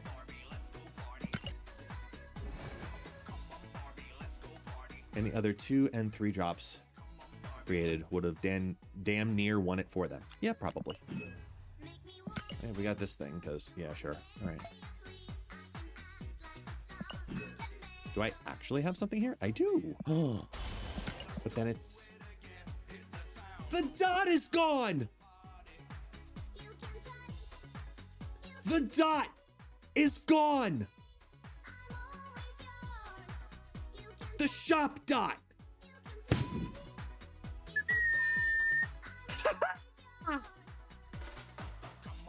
When did that happen?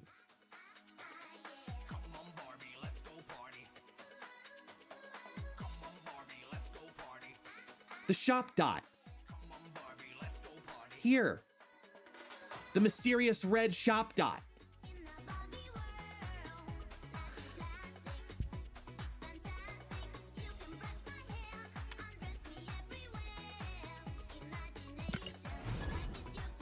Cosmo, I know you've casted Marvel Snap tourneys before, but how did it feel doing it for the official channel and to work with KM and STG? You guys really kept the tourney exciting.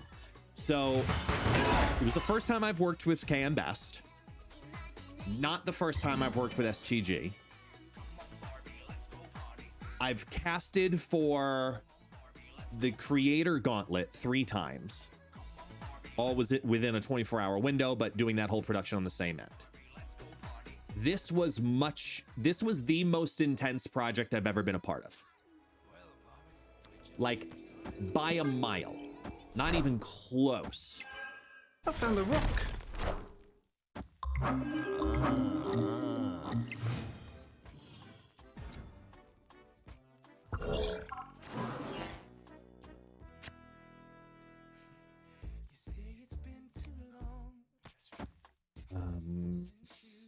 Here.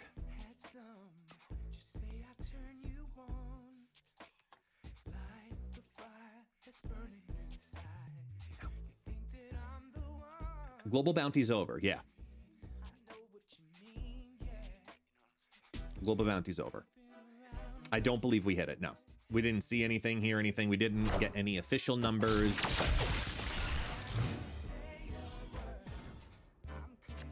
Ooh, hello.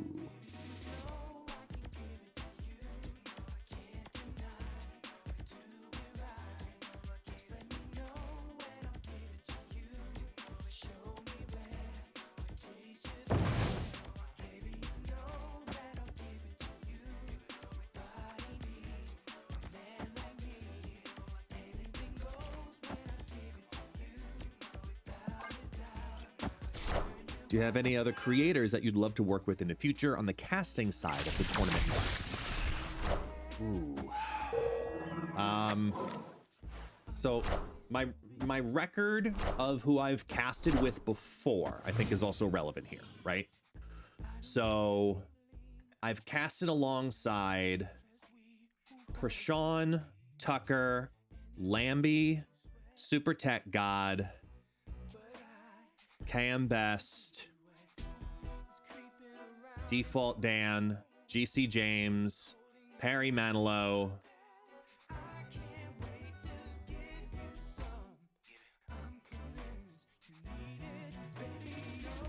Who am I missing?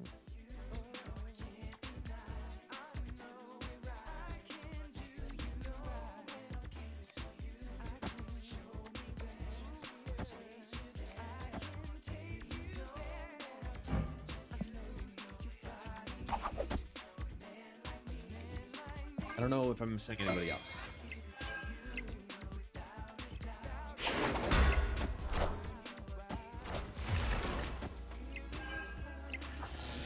Hey, I found a rock. Community, help me if I'm missing anybody else. I am Iron Man. Oh, god damn it. This is just Tribunal and Friends. All right, so let's do math.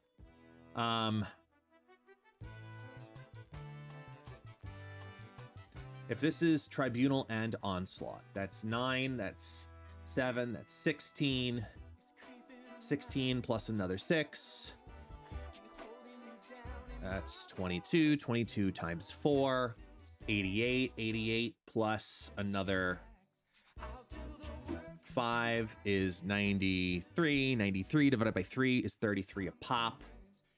I don't have enough to get over that. I'll tell you right now. If they snap, it's over.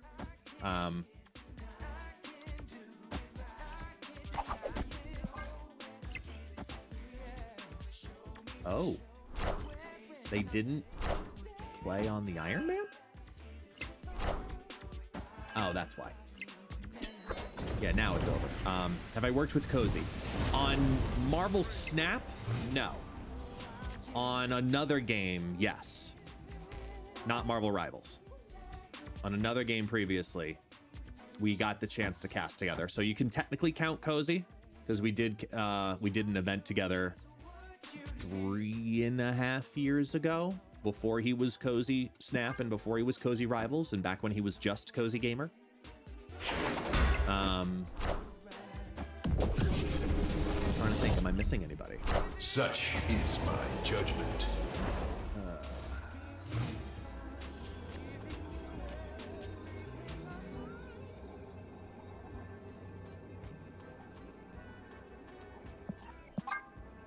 Shouldn't have played the Cosmo. Escape. Actually, no, I wouldn't be able to go over it either way. Yeah, the event, that was a cool event. That was fun. Minus the part where I got boned, but like by the game company. But yeah, that was a fun event. Airstream to 714. To watch. Don't make me remove your mod status. I'd love to cast with Alex Kocha. Definitely. I'd like to cast with Alex. I'd like to cast with, like, out of who I have not had the chance to cast with yet.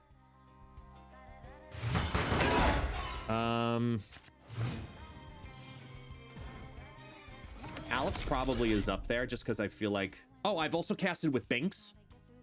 That was at SnapCon. That was also really good. Casting with Binks was a really good set. Like, we had a great flow together. I did remember that. I don't see, the thing is, like, I know I could cast with Dexter, but I don't know if I'd actually be good casting with Dexter because we have such a very different style. Not that I don't want to work with him, but I just don't know if our styles would end up meshing. Because it's one thing to cast with anybody. Like, it'd just be like a flexible plug and play person. It's another thing to find your counterpart, right? KM, yes. KM did a very good job. He was another, and to be fair, he was another one I didn't know how our casting styles were going to work. But after the dress rehearsal in the middle of the week that we had, excuse me, after the dress rehearsal, I had zero worries. Once I got a better understanding of him and his casting style and how he wanted to work together and how we had our, like, communication, nonverbal communication going, I was very, very happy with how we ended up casting. It was great. And Lazarus, that was the exact conversation we had. Who's doing the play-by-play and who's doing the color commentation? 100%. I told him he was my Chris Collinsworth. 100%. And he was like, yes, definitely, done, down. That's how I see this. It works great. It's exactly what I could have hoped for in that scenario.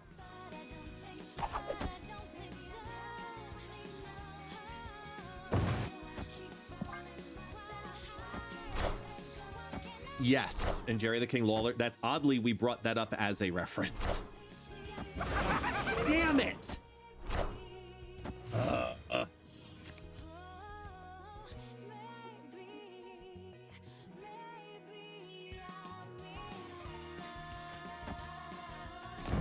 Opponent snapped.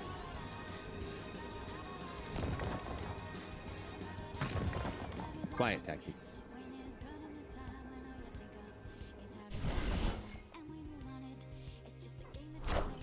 Yeah, I'm Hey, definitely man, the play-by-play I'm guy. 100% I'm the play-by-play guy.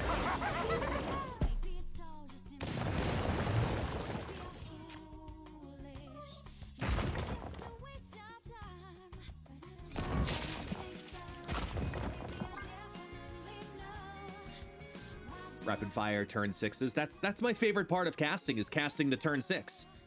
Or final turn, we should say, because sometimes like this, it's a 7, you know, but that is hands down my favorite. And I made that, like, when we had our opening conversations, that's how I made it clear to them. I was like, I like to cast this. This is my favorite part.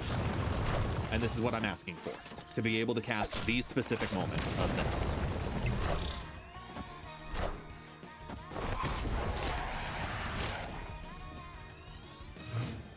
And just our flow worked great.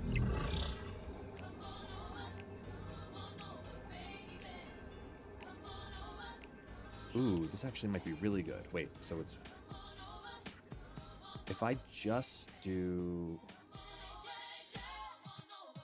this.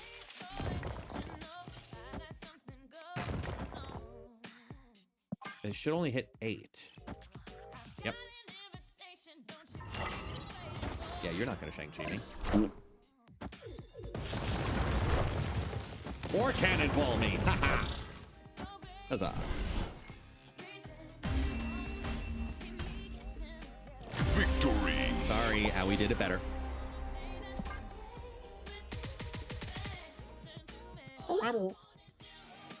What, are you hungry?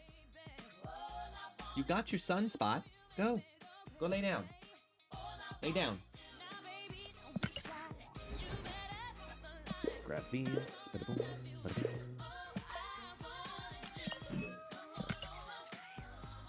Just because I did. All right, why not? Cool. Get something to eat. But yeah, so who else do I want to cast with?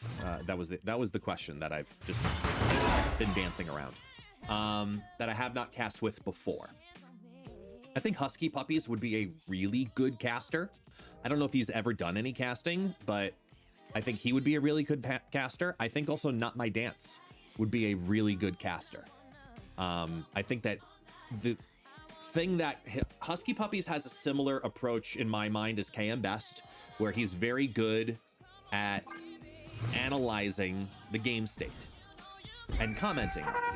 That's exactly what KM does. It's the color commentation, figuring out those lines, etc., etc., etc. That's where I think Husky Puppies would be very good. And from meeting him down at SnapCon and just the way that he talks, I think that he would be a very good caster. Similarly, I think Not My Dance would be an absolutely phenomenal caster, because the thing with Not My Dance is that he has, and I've said this to him many, many a time, he has the gift with gab. He has the ability to make sure that it's not about constantly filling the dead space, but always having relevant conversation be exactly that, relevant. And I think that that's very important for a caster. Being able to constantly have your audience wanting to be tuned in. If you can constantly have your audience want to be tuned in, you've done something right.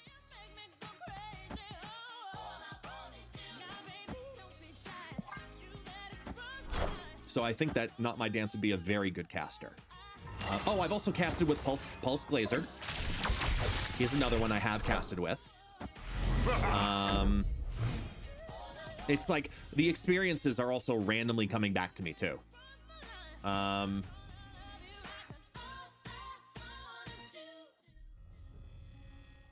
to think of like who else have I... Felicity. I've casted with Felicity, but that was also me leading Felicity.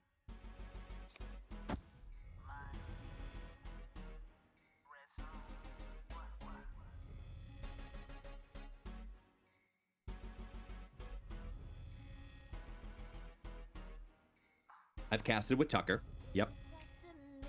Loved casting with Tucker. He's very good.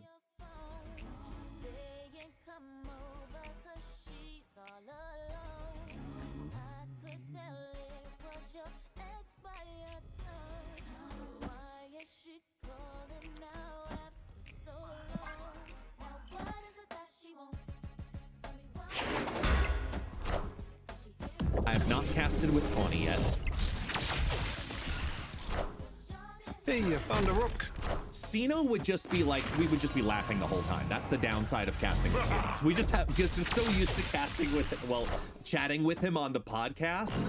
I would honestly fear, because Sino brings that out of me, I would fear I would slip into podcast guest rather than Marvel and Disney approved in the broadcast guest. That's my only worry about casting with Sino. But we would probably be a ridiculous amount of hype. We would be a ridiculous amount of hype.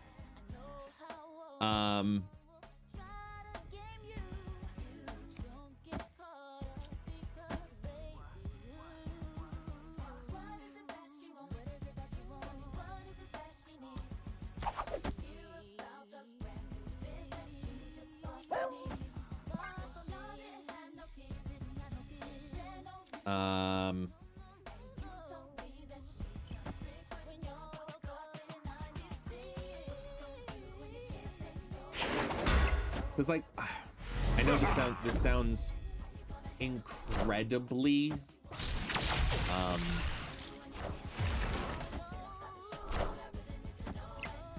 this sounds incredibly egotistical. Okay, I know. Let me be very clear. I know how incredibly egotistical this sounds, but I'm very picky into figuring out casting duos. And I was even this way when I did the Snap Fan tournaments and, well, really any tournament, is I'm constantly thinking about caster dynamics, about who works well with who and why, right? You have to have a certain type of personality with a certain type of presentation, with a certain type of, you know, energy. And, you know, we've all seen tournaments where two dull casters absolutely ruin it. And I'm very conscious of that from a production standpoint. Varric had a but. Hey, welcome on in. Thanks for joining us. How you doing, man? Great job. Great job as well, dude. Ordinary Harry, I feel like is going to be a consistently slept on caster because he's very quiet. But then when he gets energy and frenetic, he's incredibly entertaining. And that duality is actually really difficult to cast with. When you show a duality in your presentation, it's harder to follow as a audience. So if I was constantly casting as me like this, and I'm all the way down here, let's imagine I'm solo casting, right? That's one thing, because you have to show the duality to create the dynamics in the broadcast. When you have two personalities, each personality has to be the dynamic in and of itself, which is why I think KM works so great, and why Super Tech God also works so great, because they have the analytical, the calmer, more generally demure presence. And then there's me, where I am the more dynamic, animated, aggressive presence. And that's what creates an interesting stream, is that duality. Or if you're by yourself, you have to do the two of them. You have to be both of them. You have to have those moments where everything's a little calmer, and then you're explaining the board state and you're talking about it. Then as the moment happens, then you create that excitement, and then yes, it's gonna happen and they're gonna take it. You know, like you create that dynamic. On the contrary, two overhyped casters is exhausting. It's exhausting. You as an audience just go into I'm overwhelmed mode. You start tuning out because there's just so much sensory overload.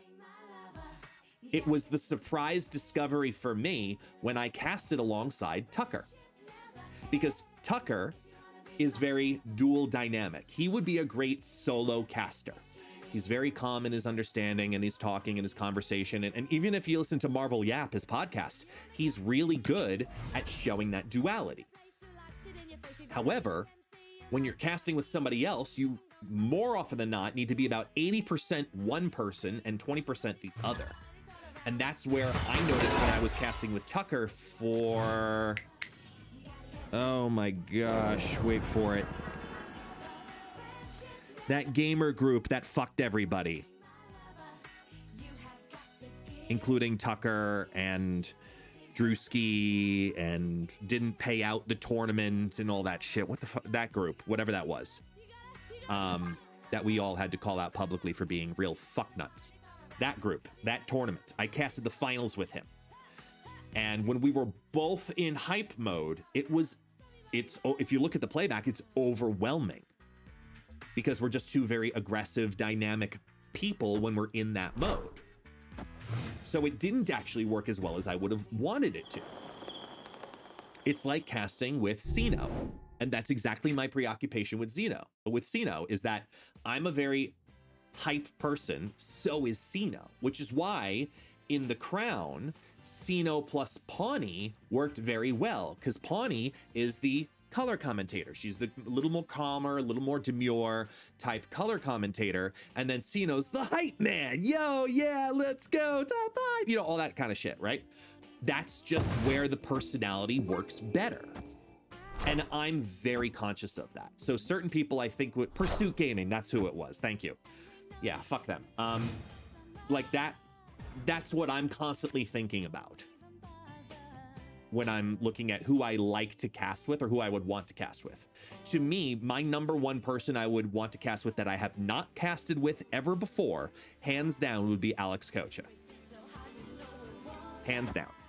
Because I think Alex shows the best understanding of being a color commentator organically. And I think that our presences would mesh very well together as a tournament combination. I really do.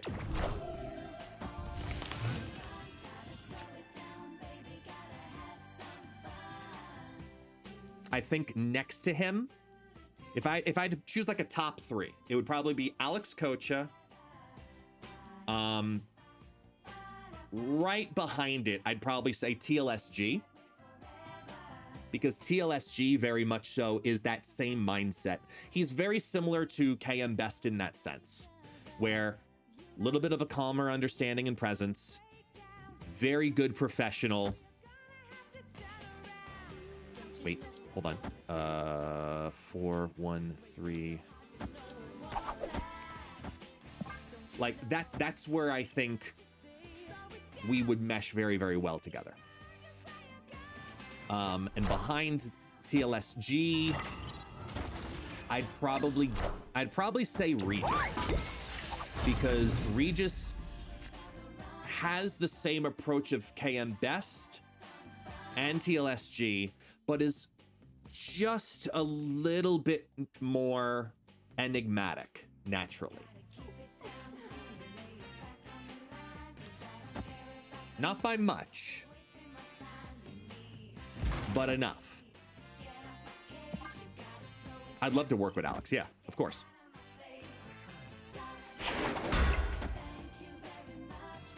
I think he went to the bathroom and he's trying to show me so he can get a reward.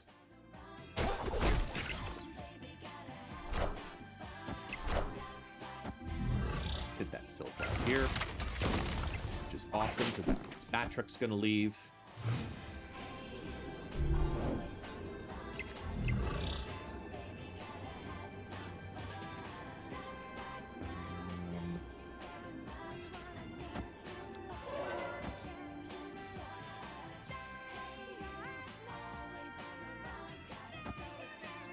I'm gonna swing for the fences here. What the? Did you do something? You're wagging your tail like you did. You want to show me something? Let's see what happens first. Hold on. I swung and I hit it out of the park.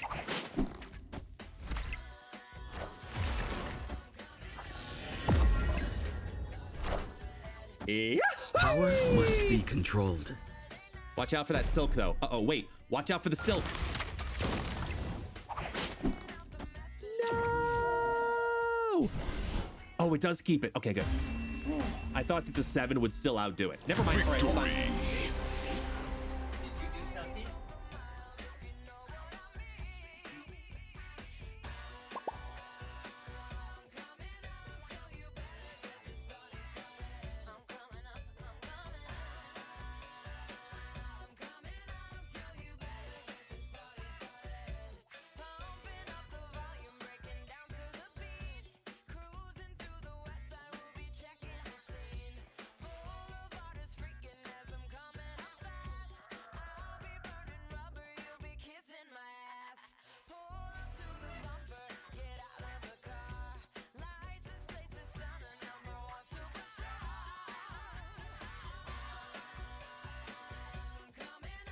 Nothing too crazy. He fist bumped the chair. All right. Hydra Stomper for the win. Nope.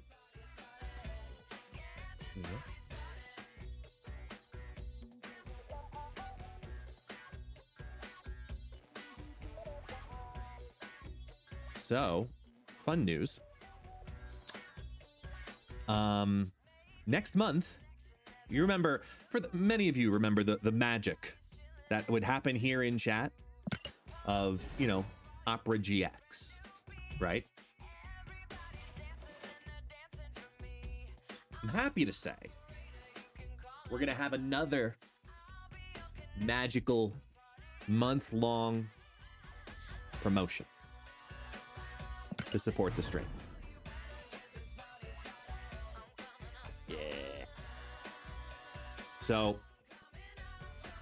we're going to be sponsored, should start on the 1st.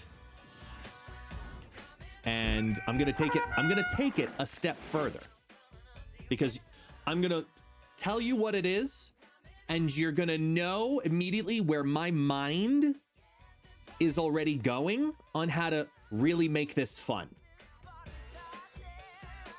For 30 days, we will be sponsored here by Surfshark,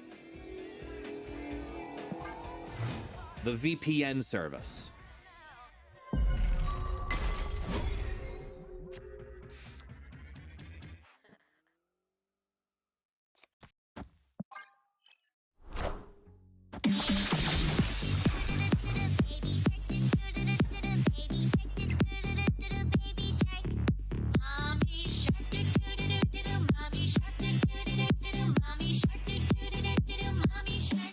Surfshark, you know.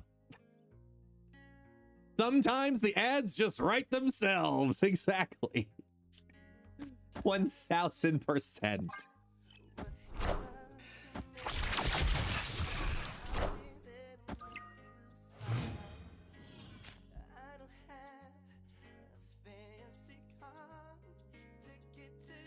Also, in addition, further,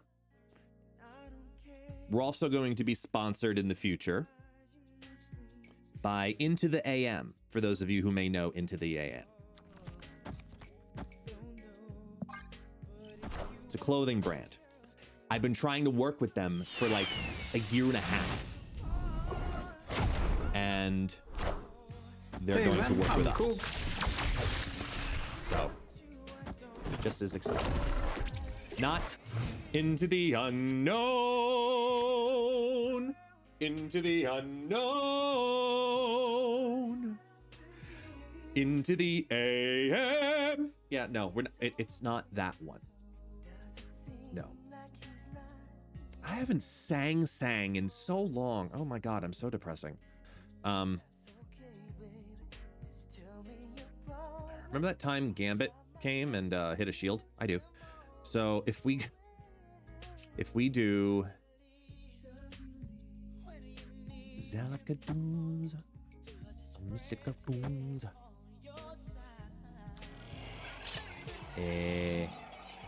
Bibbidi bobbidi boos. Put it together and what do you got? Bibbidi bobbidi boos. Why does the deck run core without Rock Slide? Because it runs Grandmaster against a Thanos meta.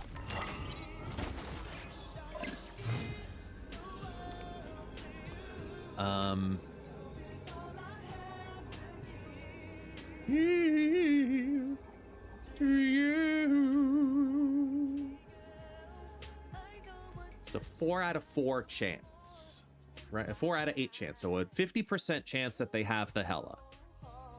Do they have it? 50-50 chance. 50-50 means I should go. And if they're going to Hela with Odin, Legion, Blink on the board, they're gonna Hela on the right.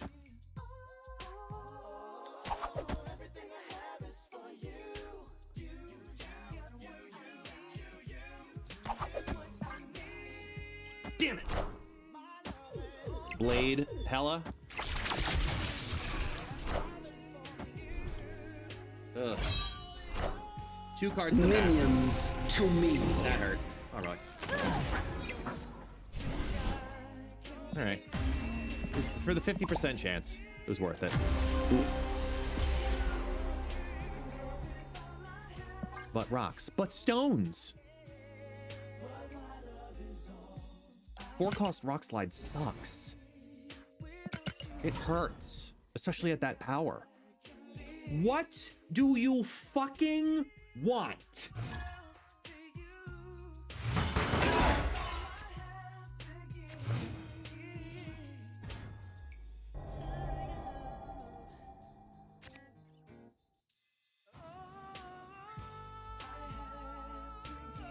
I see what you're doing with your mouth there. You're stressed. What's wrong? You were on my lap. You want up, you want down, you want left, you want right, you want A, B, start. What do you want?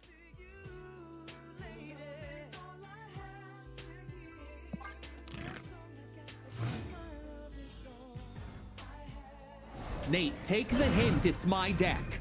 Okay?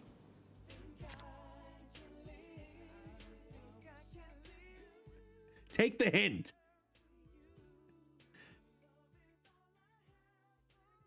Oh, why is this still crooked? Why does it do this?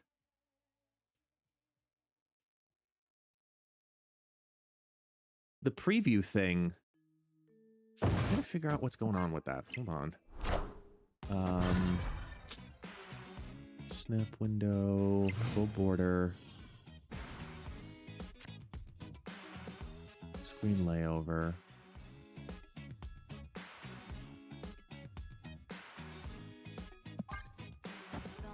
Where the fuck is it? Oh, good, a Mobius. That's great.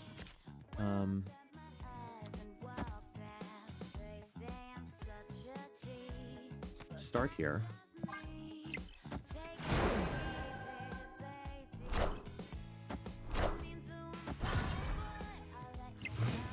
Galacta, Mobius, okay.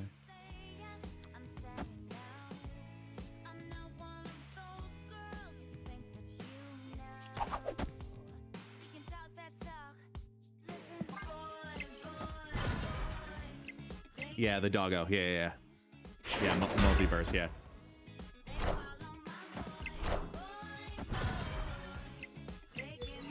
Brood. Ooh, Kata. I mean, are they about to completely bone themselves? Yep. Cool.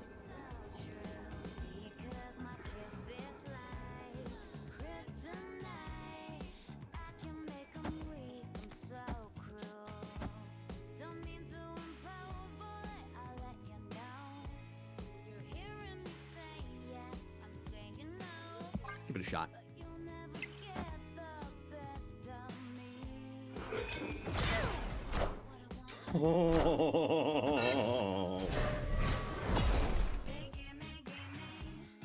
Oh, so close. Power Oh, wait, no, it must does be hit both. controlled. Because it'll hit it and then move it. But I'll be short in the mid, I think, right? Yeah. Damn. Curtalian, thank you. Thank you. Appreciate you. We try to make it entertaining. That was the hope.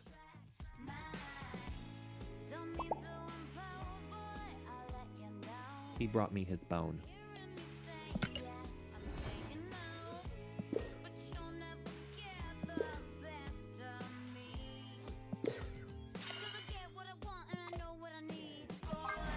I know you want to play Taxi. I'm sorry, but Daddy has to work.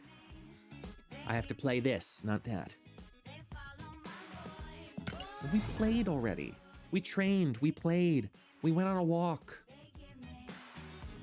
You should be fucking tired.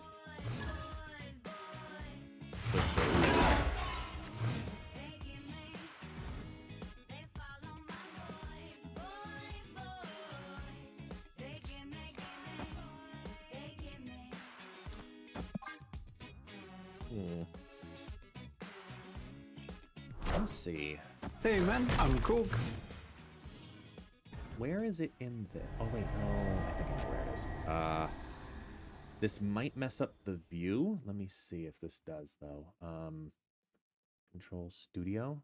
Yeah, it messes the view a little bit. Just for a minute, though.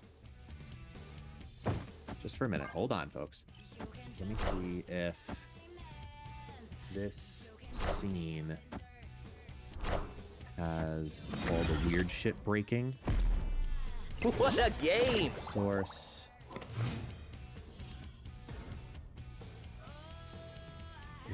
Pulse dance, candy, win, sound stuff. No, it isn't this. Wow. Very weird.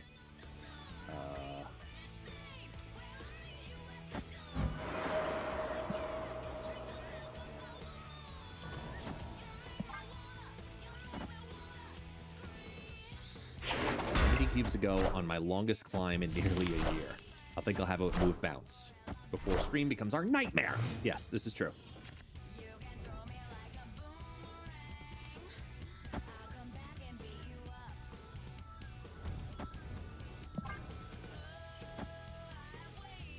Double Deadpool. Okay.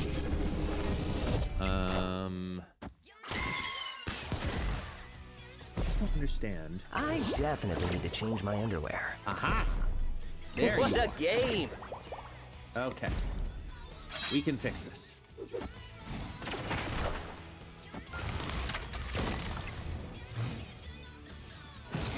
Gotcha.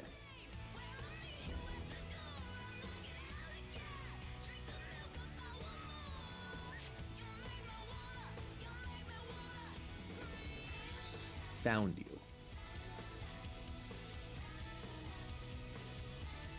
So that's the thing I need to fix. Not you thing, the other thing.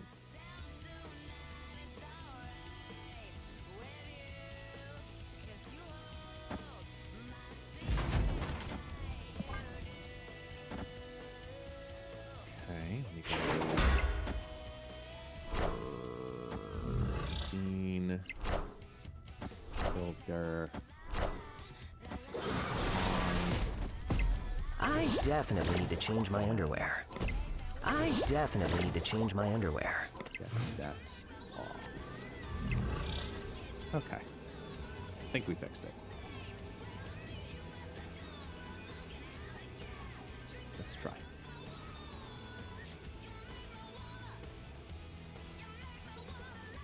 Yep. Okay, we fixed it. Good.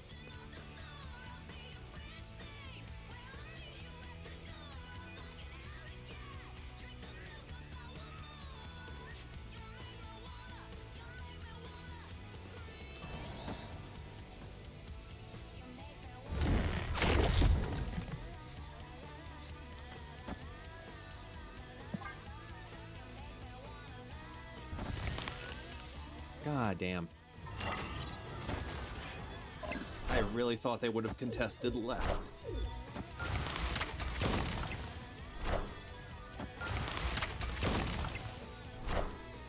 I want the throne. Wait, what?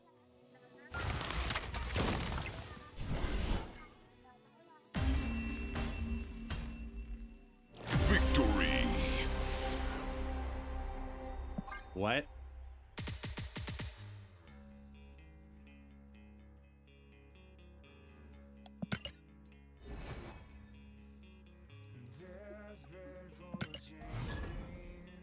Come on. Don't hit your head, Taxi. Easy. Don't hurt yourself, though. Where's my... Ah.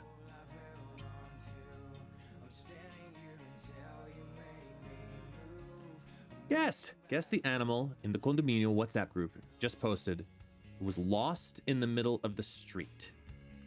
Well, okay, so if you do watch, for those who do not know, do watch lives in Brazil, because especially with the word condominio, that makes sense, right?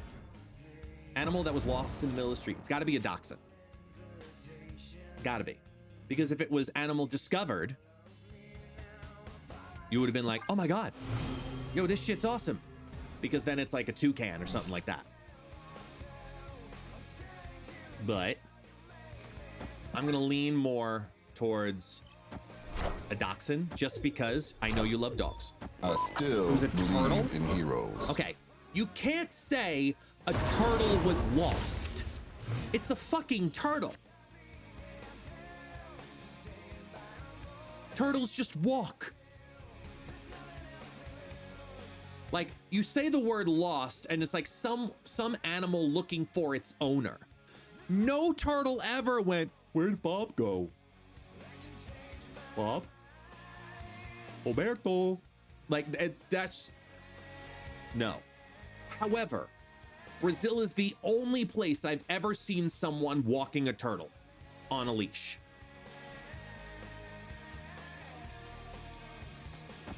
There's that to think of too. It's the only place I've ever seen someone walk a turtle on the leash, and that's here in Brazil. And I'm not even joking. On my kids.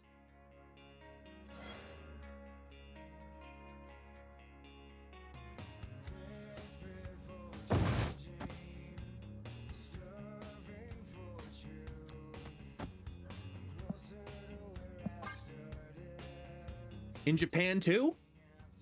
See, as much as y'all give Americans a bunch of shit, at least they don't walk their turtles.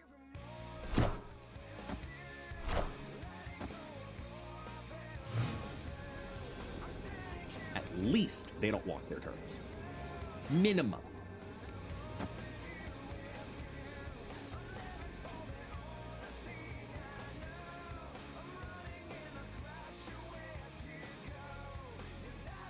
Five, 7.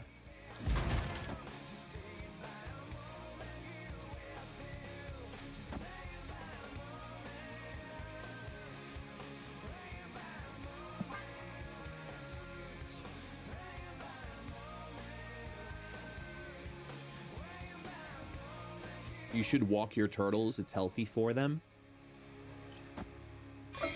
You hear yourself, right?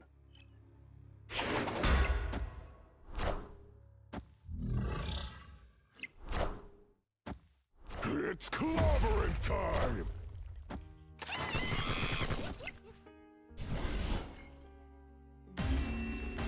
They need vitamin C. Victory! Then give them orange peels. And you're thinking of vitamin D, which means just leave it outside. It's a turtle.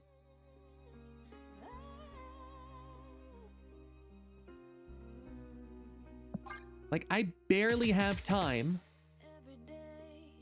to go walk the dog, yet alone a turtle. You know how long I go on a walk for taxi? I'll take a long walk. It'll take an hour and we'll do about like 3 kilometers. You know how long that would take with a turtle? Go ahead, Google that shit. How long does it take a turtle to walk 3 kilometers? Google it. I'll wait. I've got more time to wait than that turtle has to walk. Go ahead.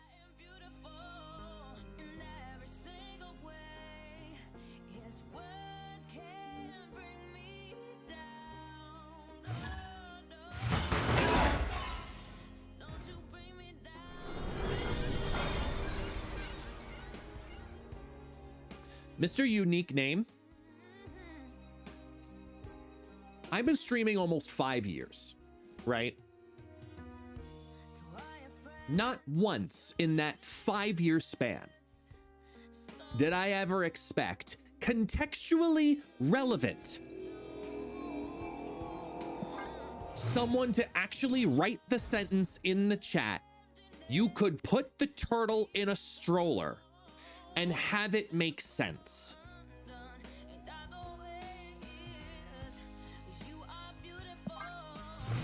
This is where we are now, folks. This is what this chat has become. A legitimate conversation around, should I put my turtle in a stroller and take it on a walk for the wrong vitamin?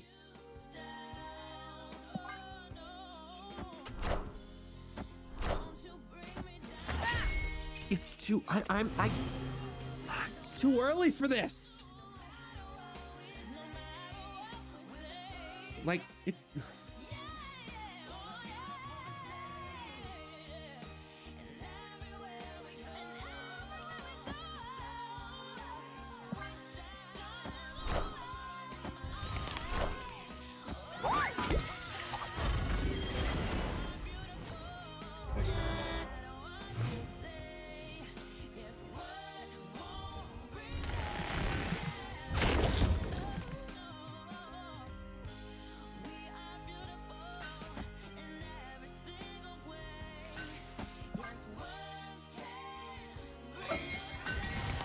Thank you for the wellness check.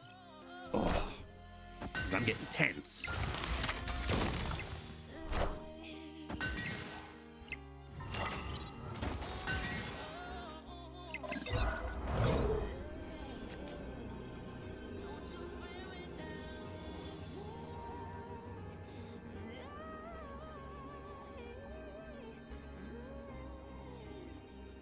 Should we fuck up the destruction of Nimrod first or not?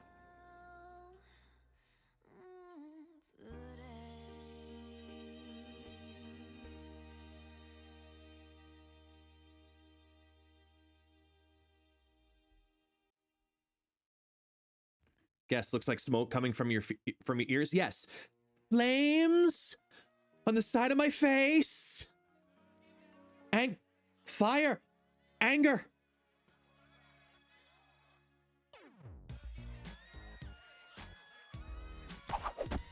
Only the best people get that reference.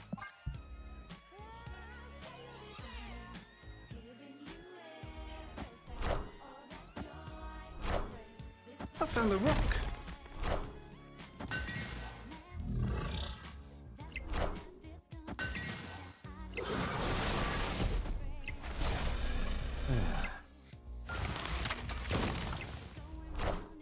This sucks.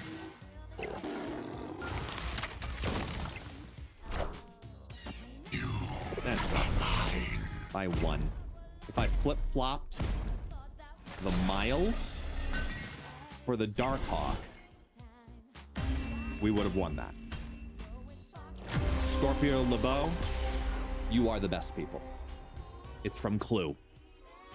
And if you haven't watched Clue, you're missing out on Tim Curry and Madeline Kahn at their best. Hang on one second. I'll be right back.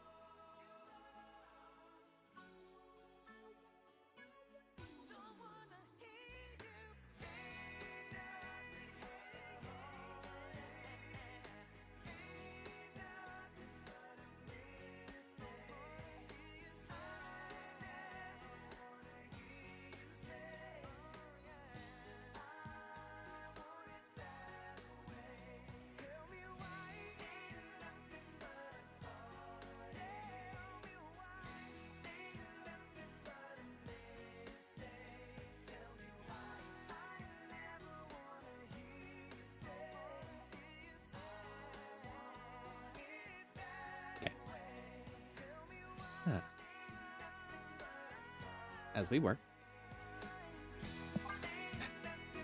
Two things. Needed to check coffee situation. I do have coffee. I ordered some Burger King just because I'm being really fucking lazy and using my last 20 bucks. And I was like, I really don't care. And then Jack and the dog this time actually went to the bathroom. So I was like, woohoo, great. All right, cool. You did a good thing, doggo. Oh, let me move you, even though we'll probably have to go downstairs in like 15 Hey, I found a rock. just to go grab it. Good mix of reactions on the OTA post. How many of them are, oh my god, never cook again? Because those are my favorite. Never cook again. I love that quote.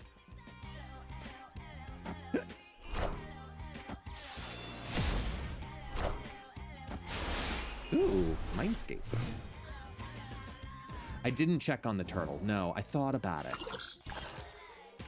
Probably should have, but you know.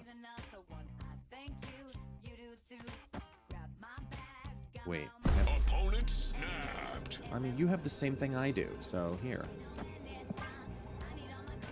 We can both snap, that's fine.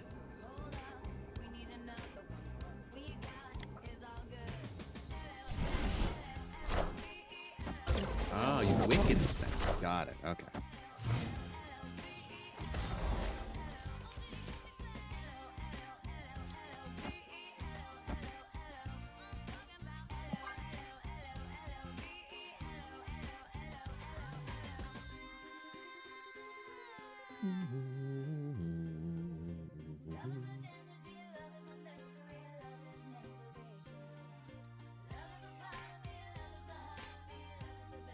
Getting those threes to stay as threes was huge this turn. Huge.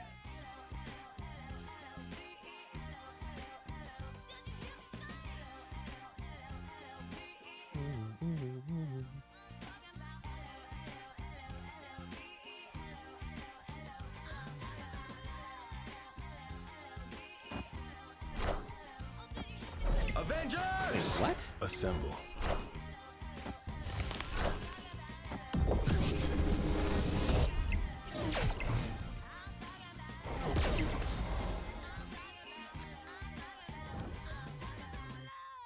Wait, I just received a what?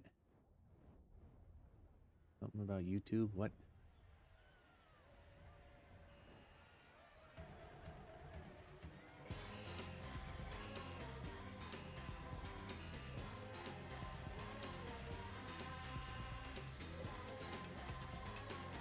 Full speed.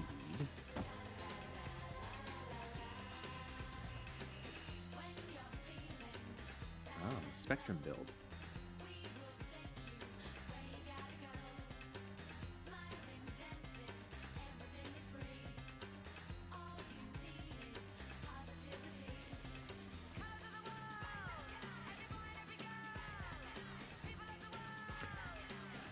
Yeah, I'm debating if that's enough. Like if I give them the Shang, I take priority. Only thing I'm worried about. Because they could give me Thanos, right? Hey, Werewolf. Thank you. Thank you, thank you, thank you. Appreciate you, man.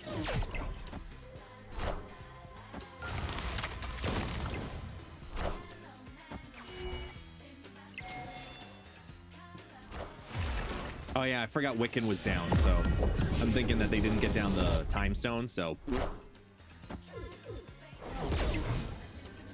Rocket and Groot can move, which is good.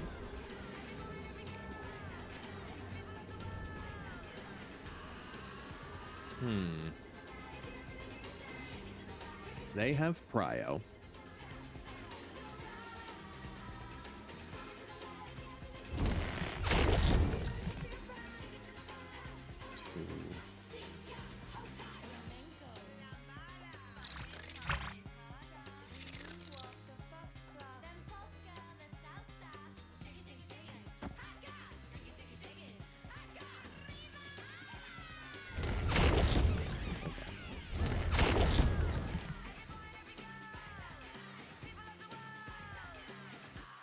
2, 3.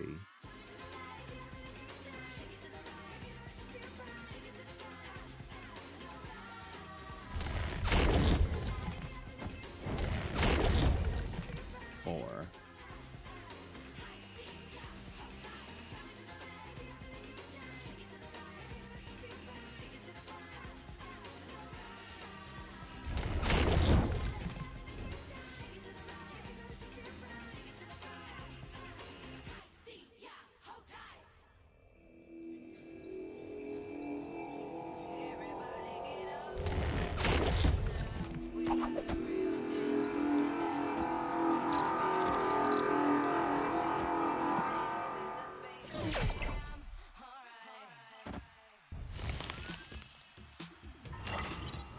It doesn't go over because of the speed. Fuck! Forgot about speed. Forgot about speed. I needed to get the Dazzler up to 8 or the Goliath up to 7, which wouldn't have happened either way.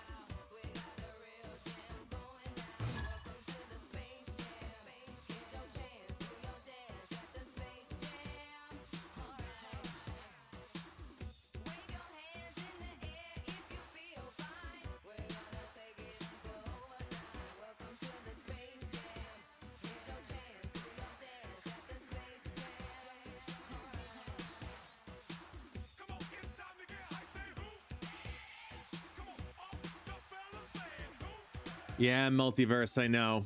I got a notification. I haven't taken it down yet though. Like officially down, but yeah. Victory. I got it. So apparently, I think it was the